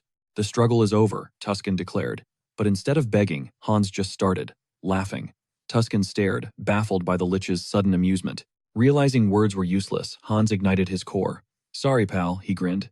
This is where I get off. Catch me if you can, you church puppet. In a flash, Tuscan's palm surged with blinding holy light. I don't care what you're plotting, Tuscan growled. Did you really think I'd just let you walk away? He launched a searing bolt of energy. Hans didn't even flinch. Holy chains or not, he thought, I'm already gone. Space warped and Hans vanished, leaving the arrow to strike empty air. He escaped, Tuscan gasped. That's impossible. Just what kind of monster is he? Tuscan wondered. Miles away, our hero stirred in his bed, letting out a heavy, tired sigh. This is getting out of hand, he muttered. His list of enemies was growing way too fast. Was he really a walking disaster magnet? First the Shadow faction, then the Oath, the Varkalax, and now the heavy hitters, the Paladin Order themselves. Hold on, he realized, bolting upright. Karma Shop. A blue holographic screen flickered to life in front of him. Was there a method to this madness? Was all this karma piling up just because he was a magnet for every villain in the world? He squeezed his fist shut. Questions for later, he thought. Stick to the script. Elsewhere, Hans was crouched in a dark alleyway. He watched a group of strays circling a bowl of food. Finally, it was time to harvest the results of his dark experiments. One of the cats, tainted by his corruption, stepped forward as wisps of black smoke drifted from its fur. The logic is flawless, Hans mused. The infection spreads through the host. My surveillance network will be absolute. Monitoring all of Seoul would be child's play. Suddenly, he snapped his head to the side. A signal was pinging from his network. Are they here already? He wondered. Right then, a blood-curdling scream pierced the air from a barred window nearby. Please have mercy, a girl sobbed, cowering in a corner as she held her hands up in a desperate, shaking plea. She begged to do anything just for her freedom. Then, through the bars, she spotted a lone figure walking by in the distance. Scrambling to the bars, she shrieked at the top of her lungs. Help you with the glasses. Please save me. I've been taken. Don't leave, she cried, but her plea was cut short as her captor violently seized her hair. Yanking her back into the shadows, he sneered. It's no use. He pressed a cold blade against her throat with a twisted chuckle. Scream all you want, sweetheart, he whispered. No one's coming. In here, we're invisible to the world. His sick power ensured her agony stayed private. He jerked her head back again, shouting, Come on, give me more. Louder. Your voice is music to my ears. He licked his lips, brandishing the knife like a maniac as he roared with excitement. You're definitely going in my top 3, he boasted. Suddenly, boom, the ceiling disintegrated into a hail of debris. Hans drifted down through the dust. What the killer yelped. Soundproofing and stealth, the Lich noted coldly. Cute tricks, but they don't work on me. Your killing spree ends now. The man tightened his grip on the girl. Who the hell are you? A guardian. How did you find me? He panicked. Back off or I'll open her throat right now. Dark mist swirled around Hans's fingers. Is that so? He hummed. Suddenly the girl was yanked right out of the killer's reach. You little rat, the killer screamed, enraged. Stealing my prize, I'll gut both of you. He lunged with the blade, but shadowy tendrils slammed his hand into place. Judging by that mouth, Hans said, You've done this before. Hans pressed a finger to the man's temple, activating a dark spell, the wail of the departed. The echoes of past victims filled his mind pure terror. He'd seen enough. This monster was beyond saving. Driving his finger deep into the man's skull, Hans's voice turned icy. Execution starts now. The killer's scream was silenced by surging dark mana. Death, Hans whispered, is actually far too kind for you. Still, a necromancer always needs fresh thralls. Why let a perfectly good body go to waste? He began the ritual, draining every drop of life from the corpse. Time for a little body modification. A bit sooner than planned, but behold, aghast, the monstrosity hissed, flicking its unnaturally long tongue. With a snap of skeletal fingers, the Lich tore open a void. Step inside, he commanded. You'll be a useful pawn. He glanced at the girl trembling on the floor. Should I dispose of the trash before we leave? He asked coldly. Soon the crime scene crawled with police. Park Hansel, the ace of the Special Bureau, descended into the grim basement. His partner held up a camera face pale. Leader, the footage is locked. You won't believe who this victim is. It was the legendary serial killer, the ghost they could never catch. Finally dead, but the mystery was just beginning. A returnee did this, Hansel muttered, scanning the room. The body was gone, vanished into thin air without a trace. The air was thick with residual dark mana. Only a few bloodstains remained to tell the tale of the slaughter. A monster killed a monster. What a nightmare, the leader sighed, pointing to a jagged mark etched into the wall. Playing the hero, that's the most dangerous vibe of all. This vigilante was a wild card the city wasn't ready for. Who is this masked executioner? Hansel growled. High above, Hans watched the chaos, a stray cat nestled in his arms. Later at the Soul Returnee Association, the vibe was pure chaos. Manager, we've got a massive problem, a subordinate yelled. She burst into the office, apologizing for the intrusion. Ji-un needed to wake up, and she needed to now. Ji-un, get it together, she urged, shaking her hand. The Bureau is practically begging us for a joint investigation. Ji-un scanned the files, her eyes narrowing. The jewelry heist and this massacre. Are they actually linked, she wondered. A dark magician in a trench coat and mask, a literal phantom. She leaned back, feeling the weight of the crisis. Security is collapsing, and we're short on manpower, she sighed. I almost considered handing this to that guy. Her subordinate's jaw dropped. That psycho killer. You're kidding, he's the last person we should trust with this. Ji-un snapped back. He's got the skills. If we tame him, he'll be the most loyal dog in our arsenal. Imagine him as our guardian, she mused, stretching back. Her subordinate just groaned. Stop talking nonsense and start working. Ji-un exploded, scattering documents like confetti. I just want to tear these damn villains into bloody pieces, she screamed. Meanwhile, the MC flexed his power by the window. There's a twisted pleasure in this much destruction, he whispered. If they weren't killers, he'd just curse them. But for these scumbags, only absolute annihilation would suffice for justice. The villain syndicates were out of control. With things settled here, it was time to move his pieces across the world. In the slums, an uncle wept while hugging Diane and Aaron. You've been through hell. I'm so sorry, kids. We're okay, Uncle Diane whispered. Watching them, Haynes felt a rare sense of relief. At least the man wasn't sus. If he'd acted shady, Haynes would have used force. Instead, the man bowed low, his face soaked with tears of gratitude. Don't mention it, he replied coolly. I just did what was necessary. But Diane wasn't finished with him yet. She lunged forward, hugging him tight with a sob. Thank you so much, mister. The cold protagonist actually softened. Stay healthy, okay, he said, patting her head. I'll be back to check on you. This isn't a final goodbye. Diane looked up, her eyes, searching his.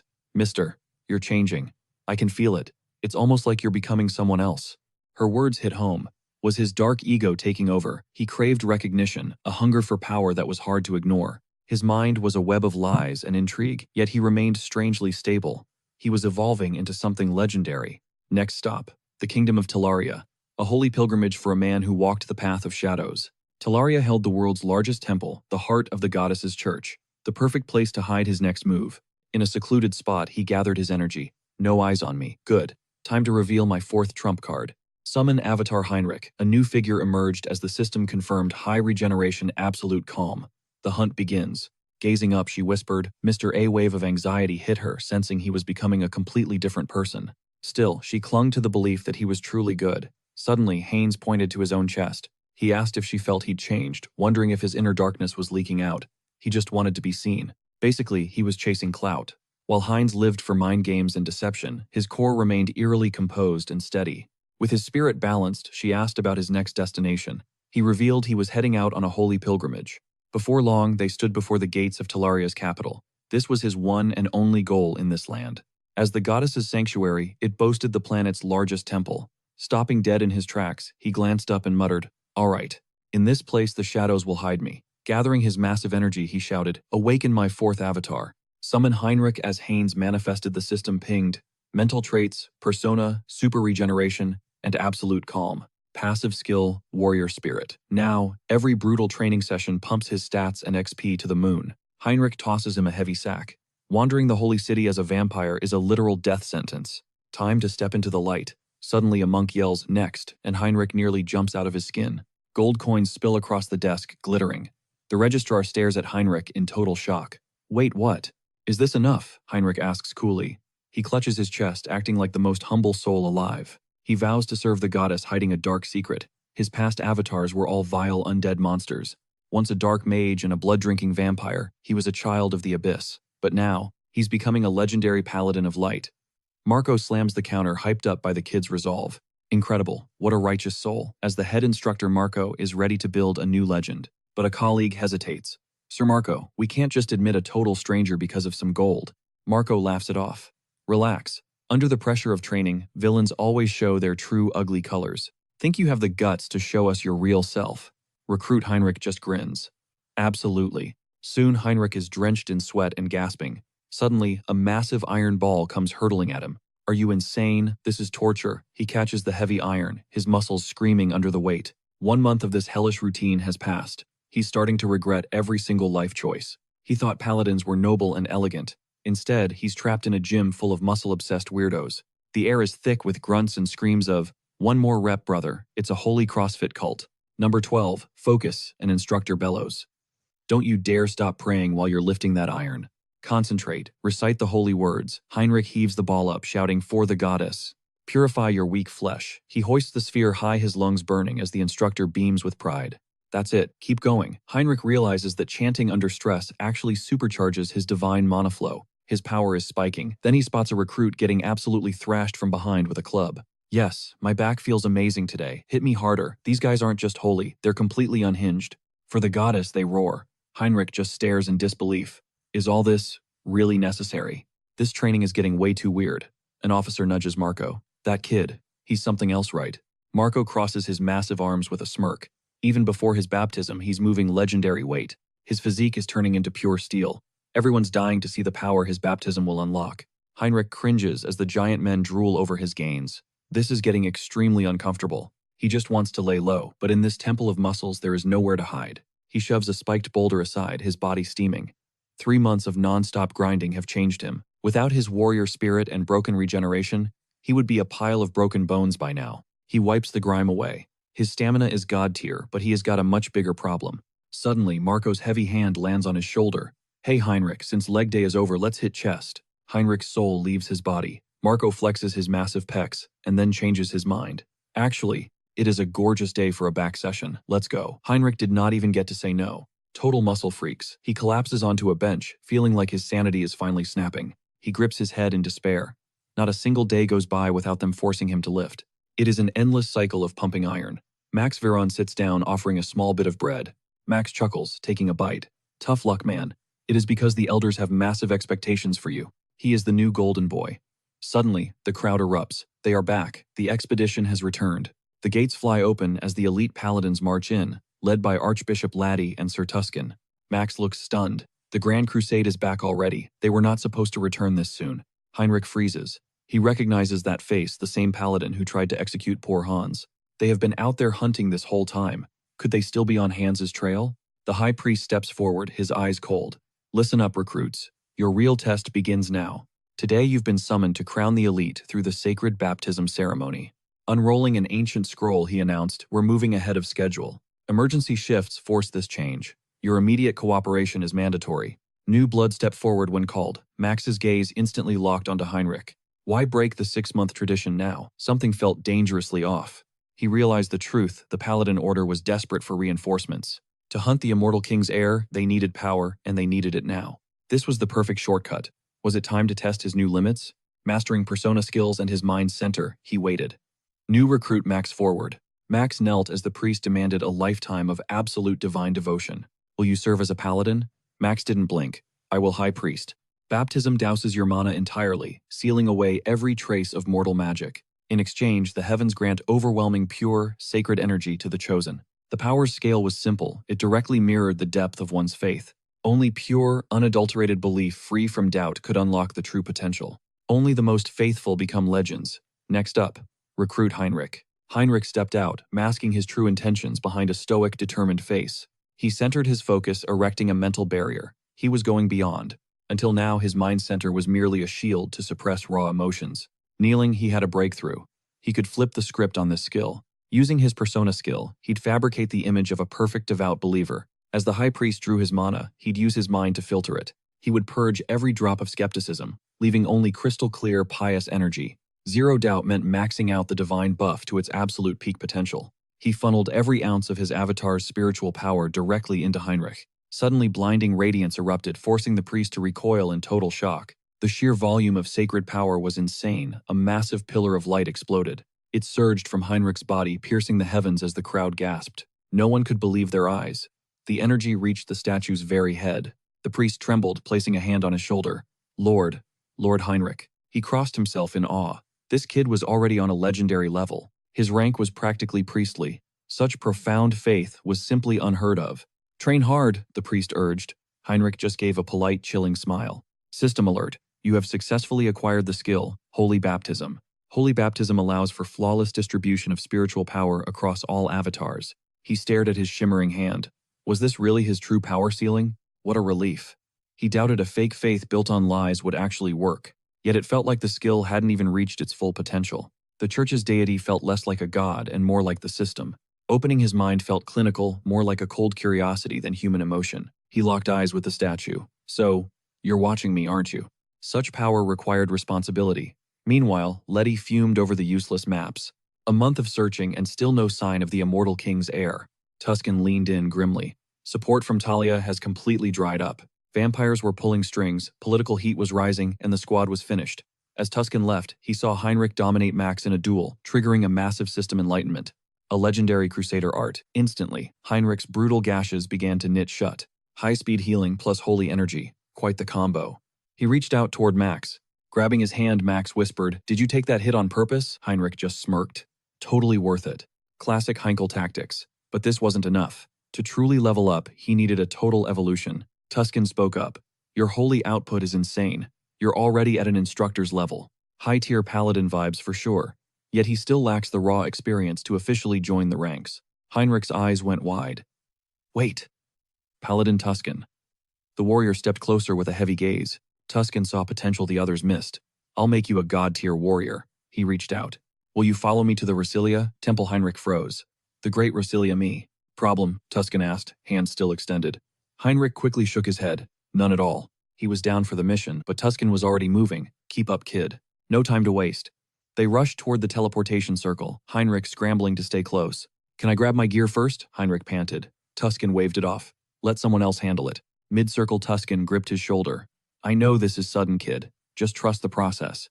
I'll explain everything once we arrive. Heinrich nodded. Moments later, the massive temple loomed ahead. Heinrich's jaw dropped. The legendary Temple of Rosalia, the absolute pinnacle of the church's power. Built at the continent's dead center, they knelt before the divine statue. This is it. The Pope's seat. The goddess's home. The church's beating heart. Suddenly, Riastar appeared with a smile. Welcome home, Tuscan. And welcome, Heinrich. You must be exhausted from the journey. Tuscan gave a respectful nod. Heinrich couldn't believe it. He was actually inside the great temple. The goddess's domain. The ultimate training ground for massive gains. Heinrich smirked to himself. He'd finally become a true paladin. Heinrich's evolution started today. High above a construction site, Hans plotted his next shadow move. Then he checked the news. Headlines screamed, "Hahu Mask wipes out trafficking ring." They were calling him the modern Dark Knight. "Guess I'm a celebrity now," he mused. The trafficker's entire operation was officially toast, but something on his phone felt off. Divine Retribution Society. What kind of cult was this? The villains kept barking that name. He remembered their threats. "Kill this idiot before he ruins everything. If I mess up, the society will end me," he recalled. They weren't the forgiving type. The web ran deep through multiple syndicates. Hans stretched his stiff joints. Challenge accepted. Time to keep dismantling them and collect the loot. Haynes strolled down the street, mask adjusted. If Hahu Mask suddenly dumped high-value gear onto the market, he'd be the prime suspect. Those black market sources were too hot. He needed a low-key spot for a discreet deal. He entered a shop. "Welcome." Haynes slammed a heavy bag down. "I've got goods to move." The clerk didn't even look up. "This looked like a pawn shop. Take your junk elsewhere." "Beat it," Haynes smirked, dumping a pile of rare coins on the desk. "Really now? Heard you guys were into high-stakes loot." The clerk grabbed a coin, recognizing the syndicate symbol. The trading syndicate. Rumor had it some masked psycho had absolutely demolished their entire operation. "Interested yet?" Haynes asked. The clerk's eyes gleamed. "The back door. Don't even think about leaving." Haynes slipped inside. A new worker greeted him. "Welcome. So you're looking to liquidate some assets?" Haynes nodded, sliding the bag across. "Can I get paid in something?" "A bit less traceable. Something besides cash." The worker examined the coin. "You, looking for physical assets or something else?" "What's the play?" Haynes raised one finger. "A grand prize lottery ticket. Make it happen. Fast as possible." Pure cash was a liability. He couldn't spend it without flagging the authorities. He needed clean money for Song Yun. A winning ticket meant untraceable legal wealth. The worker paused. "A jackpot ticket. That fee's gonna be massive." Haynes didn't blink. "Fine. What's the buyout?" Haynes snagged the tickets for 6.11, with a 4-month window flashing a satisfied smirk. "Perfect," he muttered. When he suggested prepping 2 more, the worker's jaw hit the floor. With the cash he dropped, that was practically impossible. Haynes told him to chill. He had loot for days. A split second later, the atmosphere shifted. He thrust his hand into a newly formed rift, slamming down legendary items. "Is this enough for you?" he challenged. The guy grabbed his wrist, eyes bugging out at the storage bracelet. Who was this freak? These materials were straight up mythical. Where'd you even score? Haynes's brow furrowed. He wasn't there for a therapy session or to trade gossip. They needed to finalize this deal as soon as possible. The worker finally let go, his hands trembling slightly. Mumbling an apology, the man picked up the pace. Meanwhile, Haynes caught a lingering metallic scent of blood in the air, so his senses weren't tripping. Haynes clamped a firm hand on the guy's shoulder and gave a sharp nod.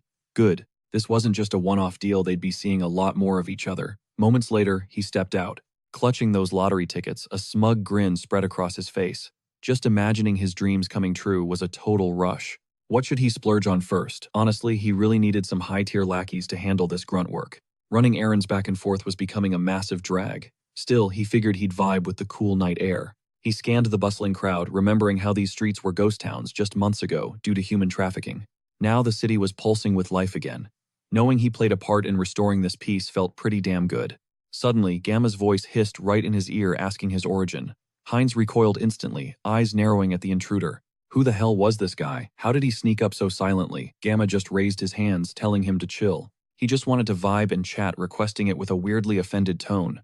What was this dude's deal? This absolute weirdo actually leaned in and sniffed him. Then came the bombshell. "You're a vampire, aren't you?" "Bingo. Level 6, straight from the mirror dimension."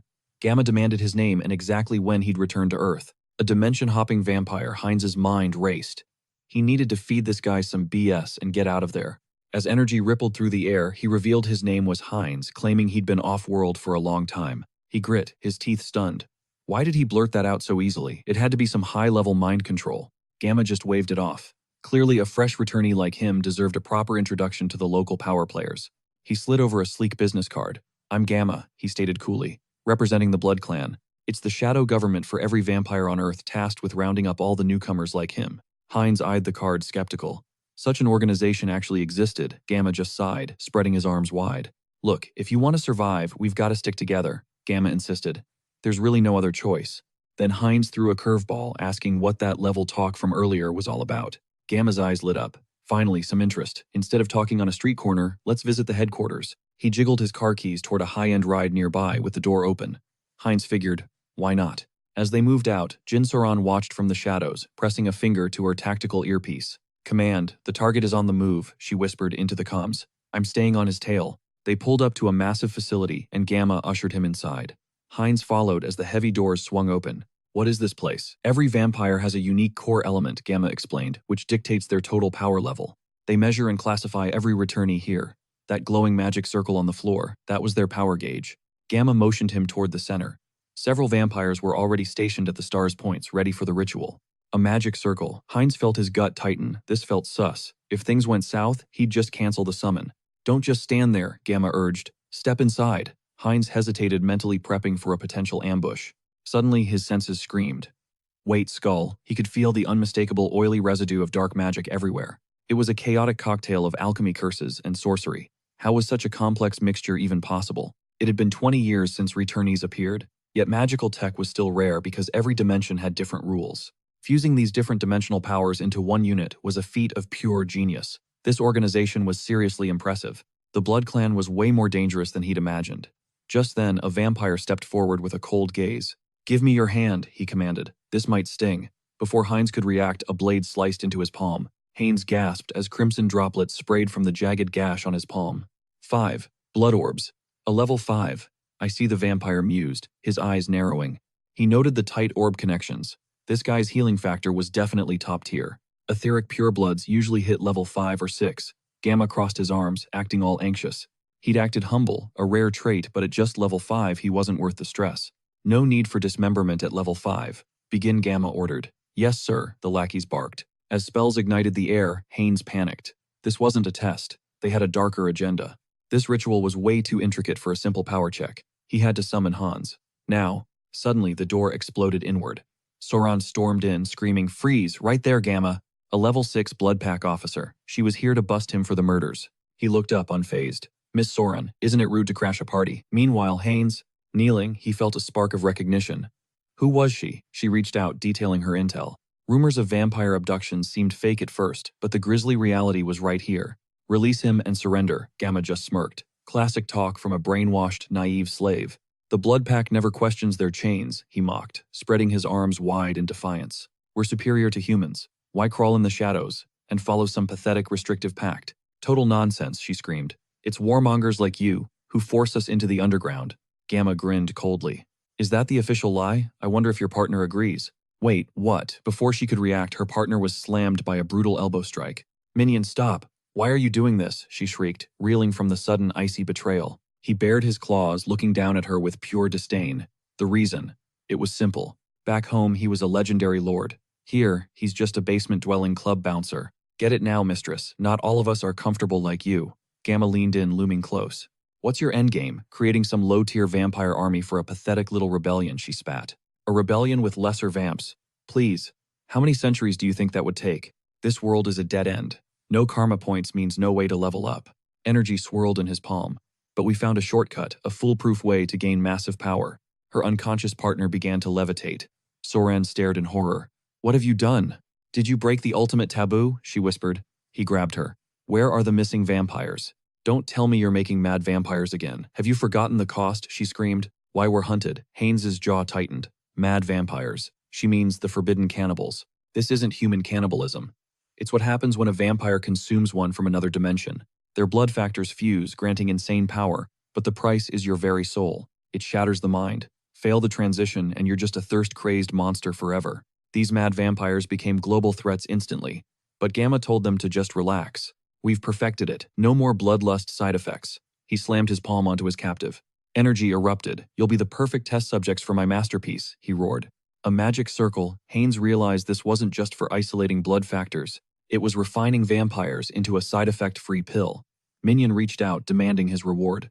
I risked everything for you, naturally, Gamma replied, tossing a dark pill into his palm.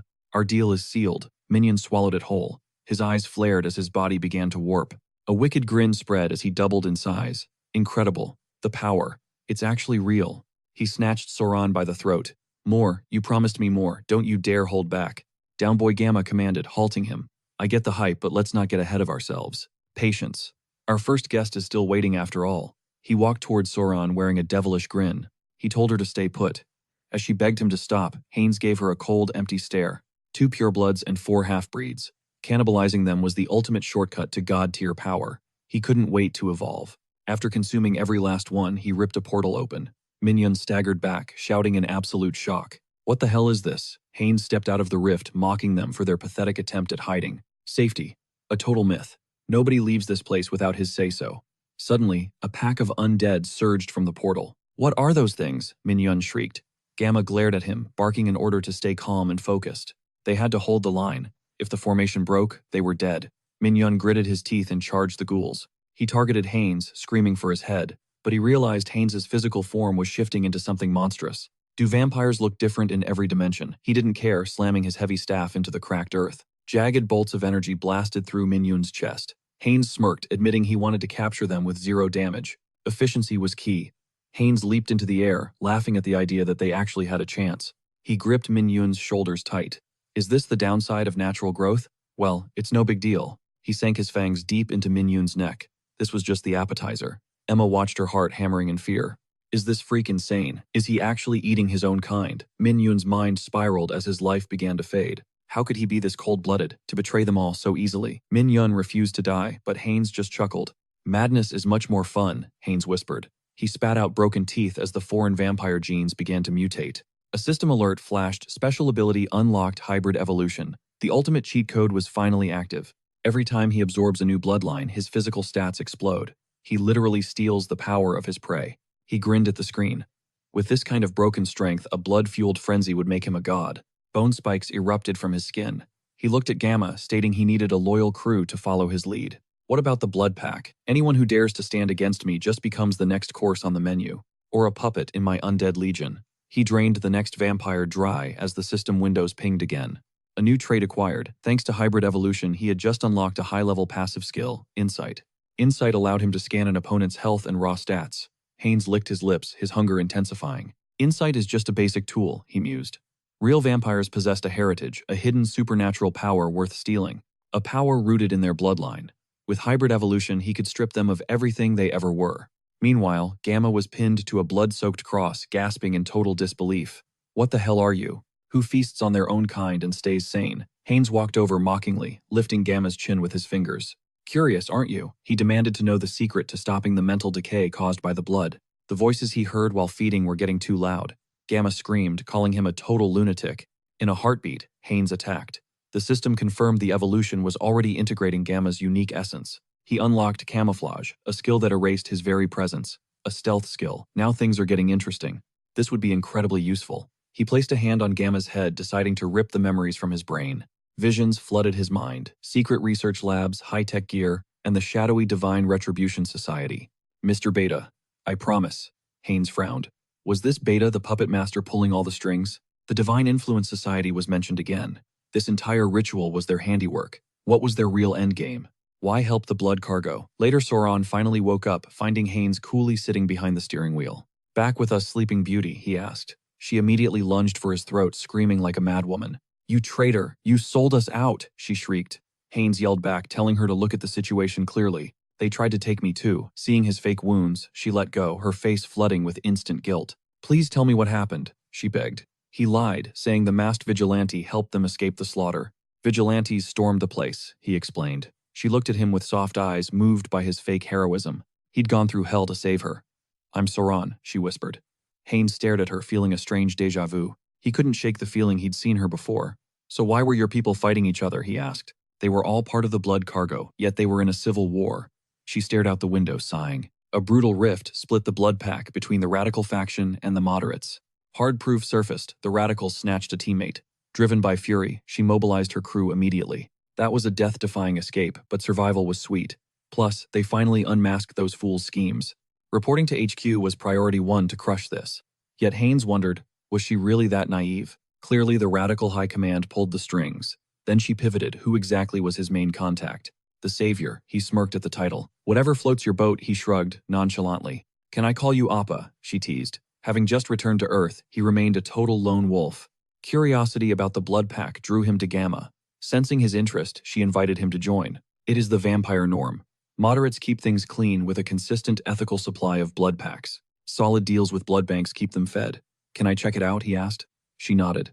She promised the grand tour. Soon they reached a house where Naki sprinted out screaming Saran's name. A crushing hug followed. I heard the chaos, he whispered.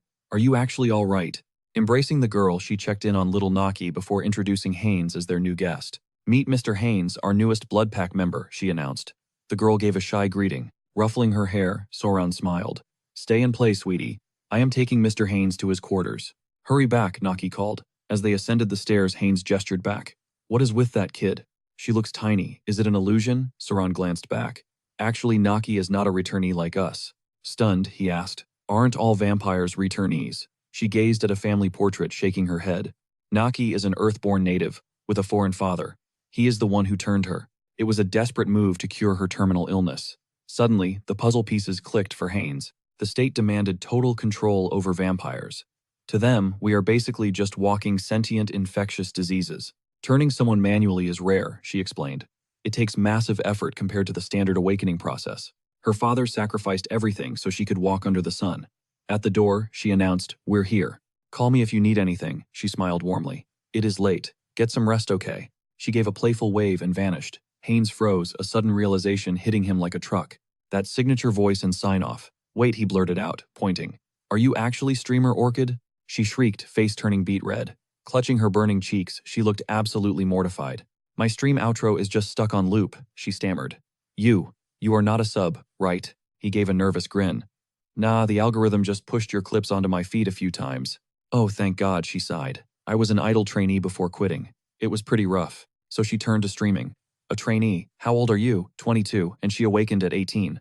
What about you, Appa? When did you awaken? Haynes shifted his gaze, looking incredibly uncomfortable. He slammed the door, shouting later, through the wood. Soren stood there, blinking in total shock. Did I mess up? She wondered. Inside, Haynes sighed. He had totally assumed she was the younger one. He had been using informal speech this whole time, yet she was actually his senior. Talk about awkward. She definitely felt familiar. If she is a famous streamer, a quick search should confirm his suspicions. He pulled up her profile. A recent announcement read, Hey fam, got some major news for you.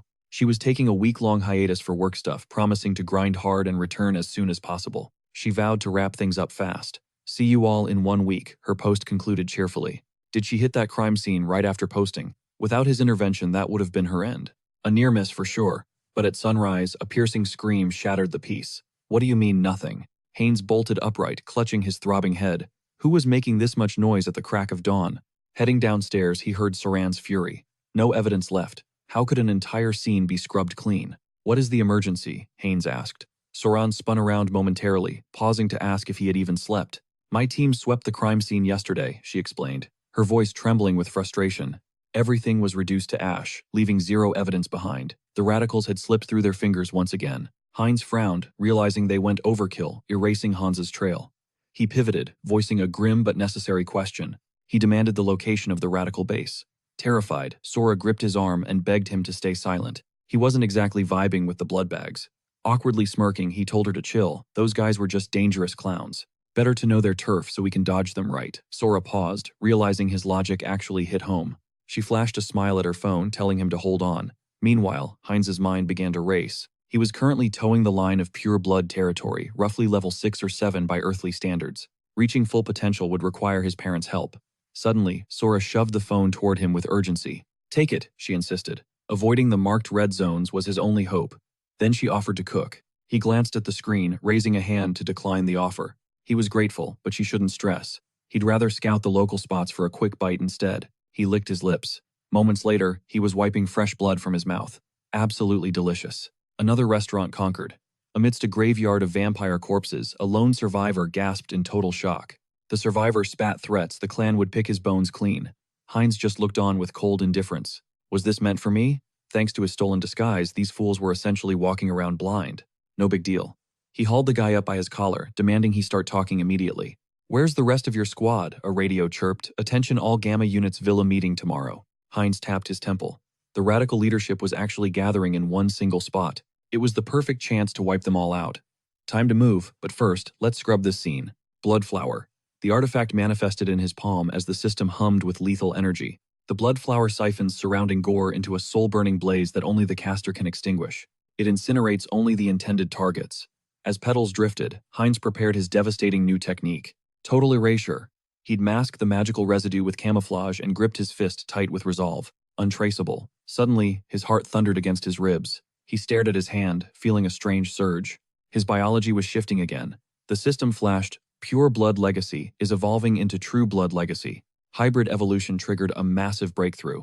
He had finally mastered the art of blood flow acceleration. His restoration powers had shattered their natural limits. He let out a long, satisfied breath. Finally, the system confirmed the regeneration skill has officially peaked into hyper-regeneration. He was now a true blood vampire with a god-tier toolkit. Time to test his newfound lethality. He slashed his own wrist. Blood sprayed, but the flesh began knitting back together in a literal heartbeat. An arterial slice healed in a second. The synergy of true blood control and regeneration was terrifyingly efficient. If he could siphon blood mid-combat to fuel this healing, he'd be practically invincible on the battlefield. If true bloods were this cracked, how insane were the legendary sacred blood vampires? Later, a notification pinged. A fan dropped 1 million cheese points for Orchid's big return. They swarmed her stream like hungry dogs. Sora beamed at the camera, totally floored by the support. She was overwhelmed with gratitude. 1 million points. Mentally, she started calculating the massive payout. That was a full month's supply of premium blood bags secured. Just then, Heinz opened the door, catching her off guard. He joked about the hustle and apologized for the intrusion. "Don't mind me," he said. Sora's face turned scarlet as she screamed at him to learn how to knock. Cooling down, she sighed and asked for the news. Heinz knelt and presented a mysterious letter. A letter addressed to her. She wondered if this was the smoking gun against the radicals' crimes. The anonymous intel was incredibly detailed. It felt oddly familiar, almost like the Hahu mask's handiwork. But she only told Heinz about the location. The clues started flowing right after their conversation. Was it a secret partnership, or just luck? Moments later, Heinz and Hans stood atop a moonlit roof. Heinz narrowed his eyes at the building. "So this is where the rats are hiding, huh?" The Lich convened a high-stakes council to forge a counter-strategy against the elusive Hahu's mask. Instantly, the vampire triggered his perception, identifying a shimmering, invisible blood ward sealing the entire building. They were pinned on the ground floor, and the raw power radiating from the Gamma-level elites was absolutely terrifying. Deciding to stash Hans within the shadows, he leaped from the rooftop, envisioning a total massacre as they swarmed. Glass shattered as he burst through the window. Touching down, he roared for the bandits to prepare for their end. He scanned the hall, stunned. The intel was solid, so where was everyone? The room was ghost town empty. Suddenly, the barrier behind him splintered. A voice hissed from the void they were hunting Hahu's mask, not him. Instead, a lone vampire emerged as reality itself fractured, with Sebastian stepping calmly through the dimensional debris. Sebastian challenged his tracking skills before gesturing toward his lieutenants, identifying them as Beta Vaughn and Beta Shin. "Do they recognize this intruder?" Vaughn shook his head, noting the target was at least level 7. Yet the face was a total mystery. Shin noted that this warrior must have crawled out from some forgotten shadow. Heinz clenched his jaw as pieces fell into place. This matched the radicals' intel the Alpha was pulling the strings. With 2 betas and 13 gammas under his command, the board was set.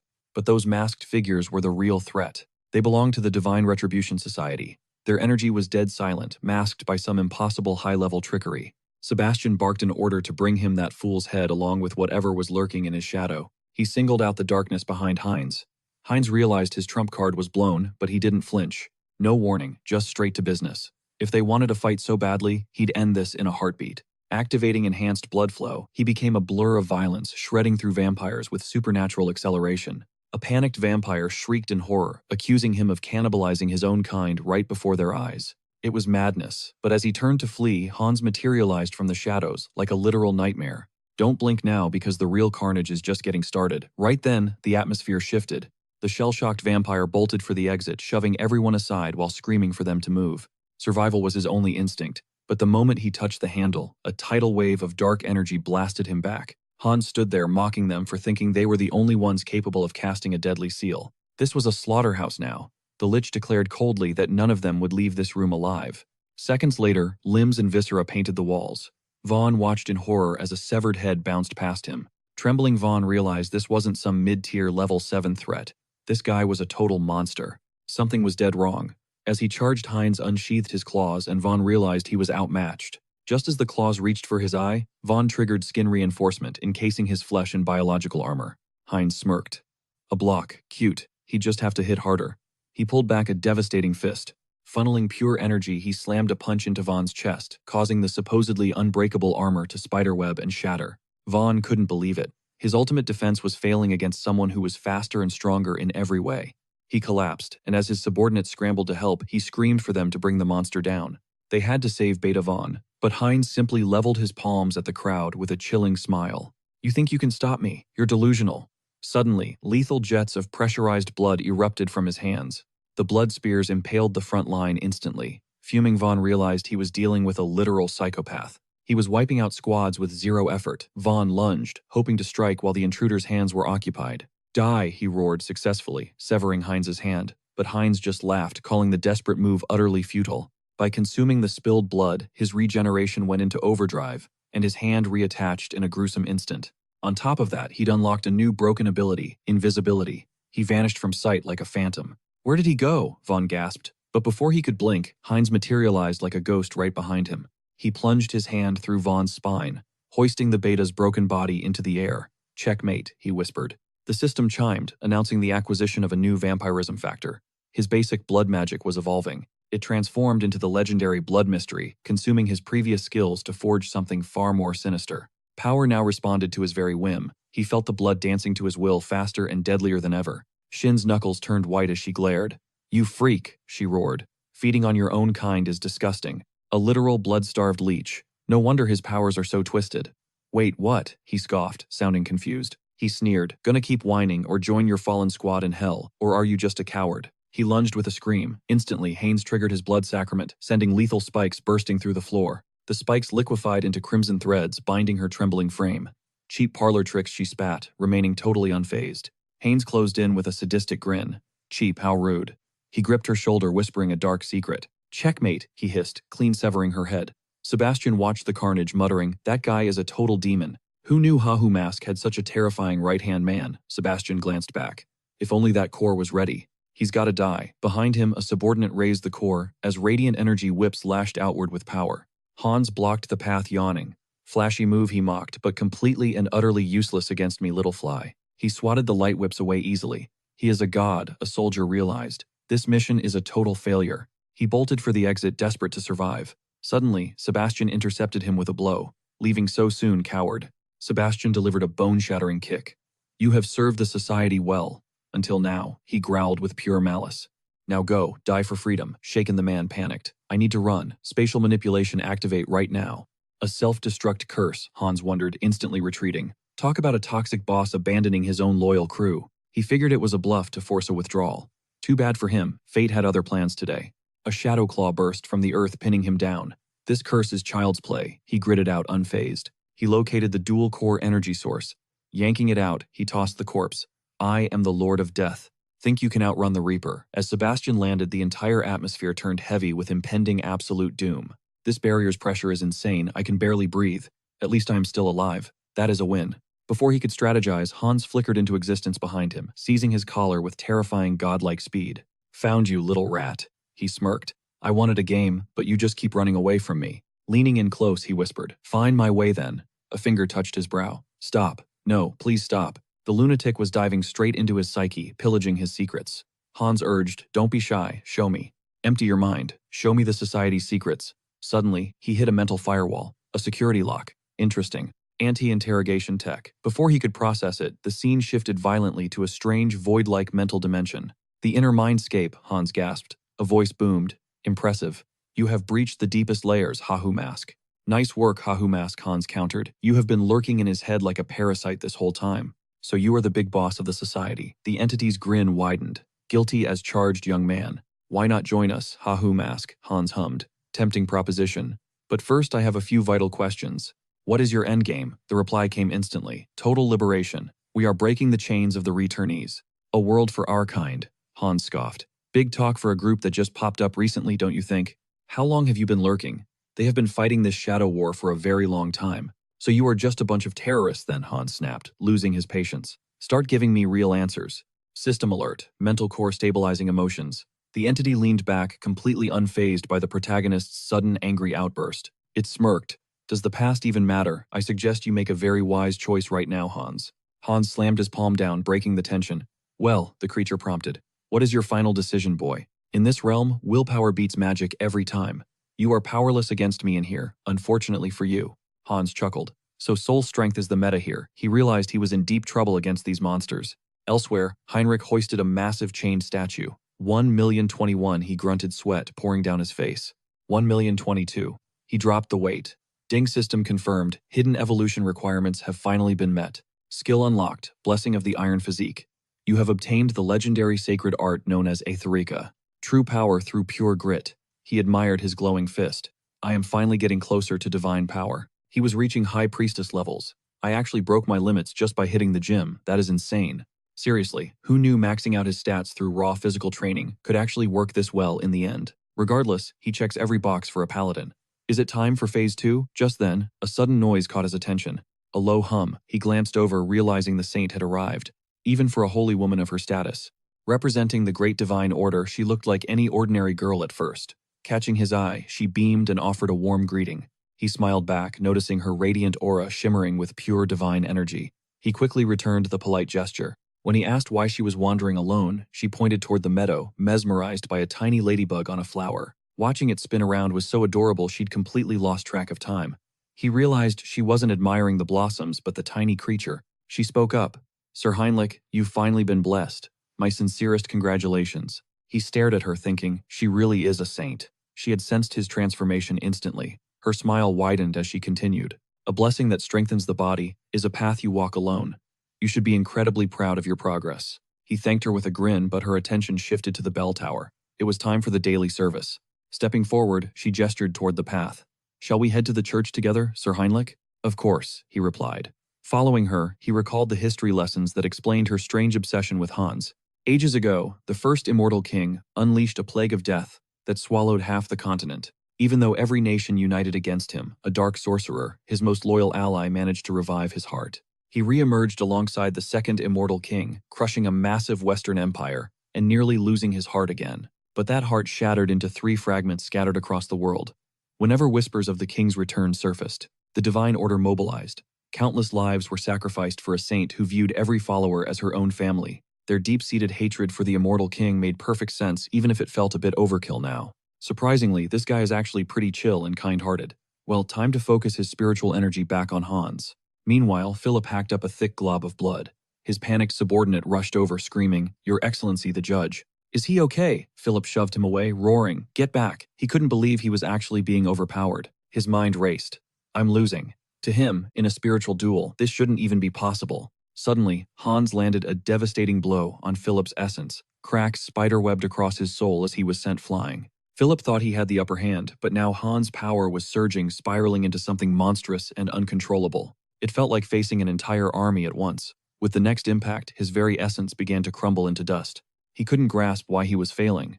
It wasn't just raw spiritual pressure. The skill gap was terrifying. His own abilities were supposed to be peak. There was no time to think. In his physical form, he issued a frantic command. Contacting the Soul Branch, he barked at his subordinate, "Abort all missions, wipe the servers, and get everyone out of there. Especially the branches in Korea. This is top priority. Inform the commander immediately. A monster has awakened in Korea." Meanwhile, Hans stepped toward the broken body and harvested a small piece of essence. Even with his mind center and serenity active, that was a tough fight. He'd have to analyze this guy later. He hated that the main target escaped, but suddenly the system pinged. The entity was devouring someone else's karma heart. His dark magic began evolving into a specialized path of sorcery ability. Dark energy swirled around his palm. He realized this fragment was just a leftover piece scattered throughout the spiritual realm. So absorbing his karma meant his own power would skyrocket at the enemy's expense. Not bad at all. By sifting through the memories in this fragment, he'd find the Divine Retribution Society. He glared at the pulsing energy. A vision of a building flashed before his eyes. Found you. The Korean headquarters of the Divine Retribution Society. Hidden deep within the forest, he wouldn't let a single soul escape until every dark secret was dragged into the light. Suddenly, a worker collapsed to the dirt, teeth gnashing as he hissed. What kind of nightmare is this? They were told to get out, but nobody warned them about a literal monster closing in. Hans loomed over him like a shadow. "Started the evacuation already. At least you're quick," Hans muttered, his fist tightening with lethal intent. He yanked the man up by his collar, noting that most of the critical data had already been cleared out. Trying to be a hero, Hans snatched the documents, attempting to save even a shred of data. Too late for that. He forced the man to surrender it all. Looking back, these people had stopped at nothing to get what they wanted. That specific incident, he'd never let them forget it. Without hesitation, he launched a brutal mental assault on the worker. Those scum from the Divine Retribution Society stole everything. Now, they're all dead men walking. To him, mercy was never an option. He initially brushed it off as a freak accident, but fate had other plans. Finally, he unmasked the monsters lurking in the shadows. It was them, the Divine Retribution Society, the bastards who wiped his family and his future off the face of the earth. These guys were built different, way beyond any threat he'd faced. If he wanted to win, he needed to level up his influence fast. It didn't matter how much blood or gold it cost. The society was going to burn for what they did. Haynes fueled his fist with raw energy, his mind racing. Victory wouldn't come from brute force alone. He needed a masterstroke. Step 1. Unleash a forbidden technique, the purified blood crystal. He'd strip the impurities from his own system until only power remained. By transfusing this essence into other vampires, he could hyper-evolve their genes. But this god-tier buff came with a dark catch. The ritual would forge an unbreakable blood bond, essentially total loyalty. Those who bowed would be reborn as his elite. Anyone else, they'd just be deleted. Sora could only stare in pure disbelief as the weight of his words sank in. "Wait, you actually wiped out the radicals," she stammered. Haynes ignored the shock, demanding an audience with the moderate faction's boss. Folding his arms, he confirmed the massacre. Aside from a few pesky alphas, he'd already cleaned house and left no survivors. He had terms for their leader. Sora just scratched her head, her brain absolutely fried by the bombshell news. Holding up a trembling hand, she begged for a timeout. This was way too much intel. She had to report this immediately. She needed to verify the facts first. He narrowed his eyes. "Verify," he challenged. He unleashed a crushing wave of aura that shook the room. "Is this enough proof for you?" Sora froze, her heart stopping. She knew he was a beast, but this was next level. This man was easily a level 7 monster, maybe even higher. Stuttering, she promised to call it in immediately. Cut to a high-stakes office a few moments later. Lenora leaned back stunned. To think he'd soloed the entire radical wing, and now intended to feast on their remains. "That's a wild move," her subordinate noted, visibly shaken.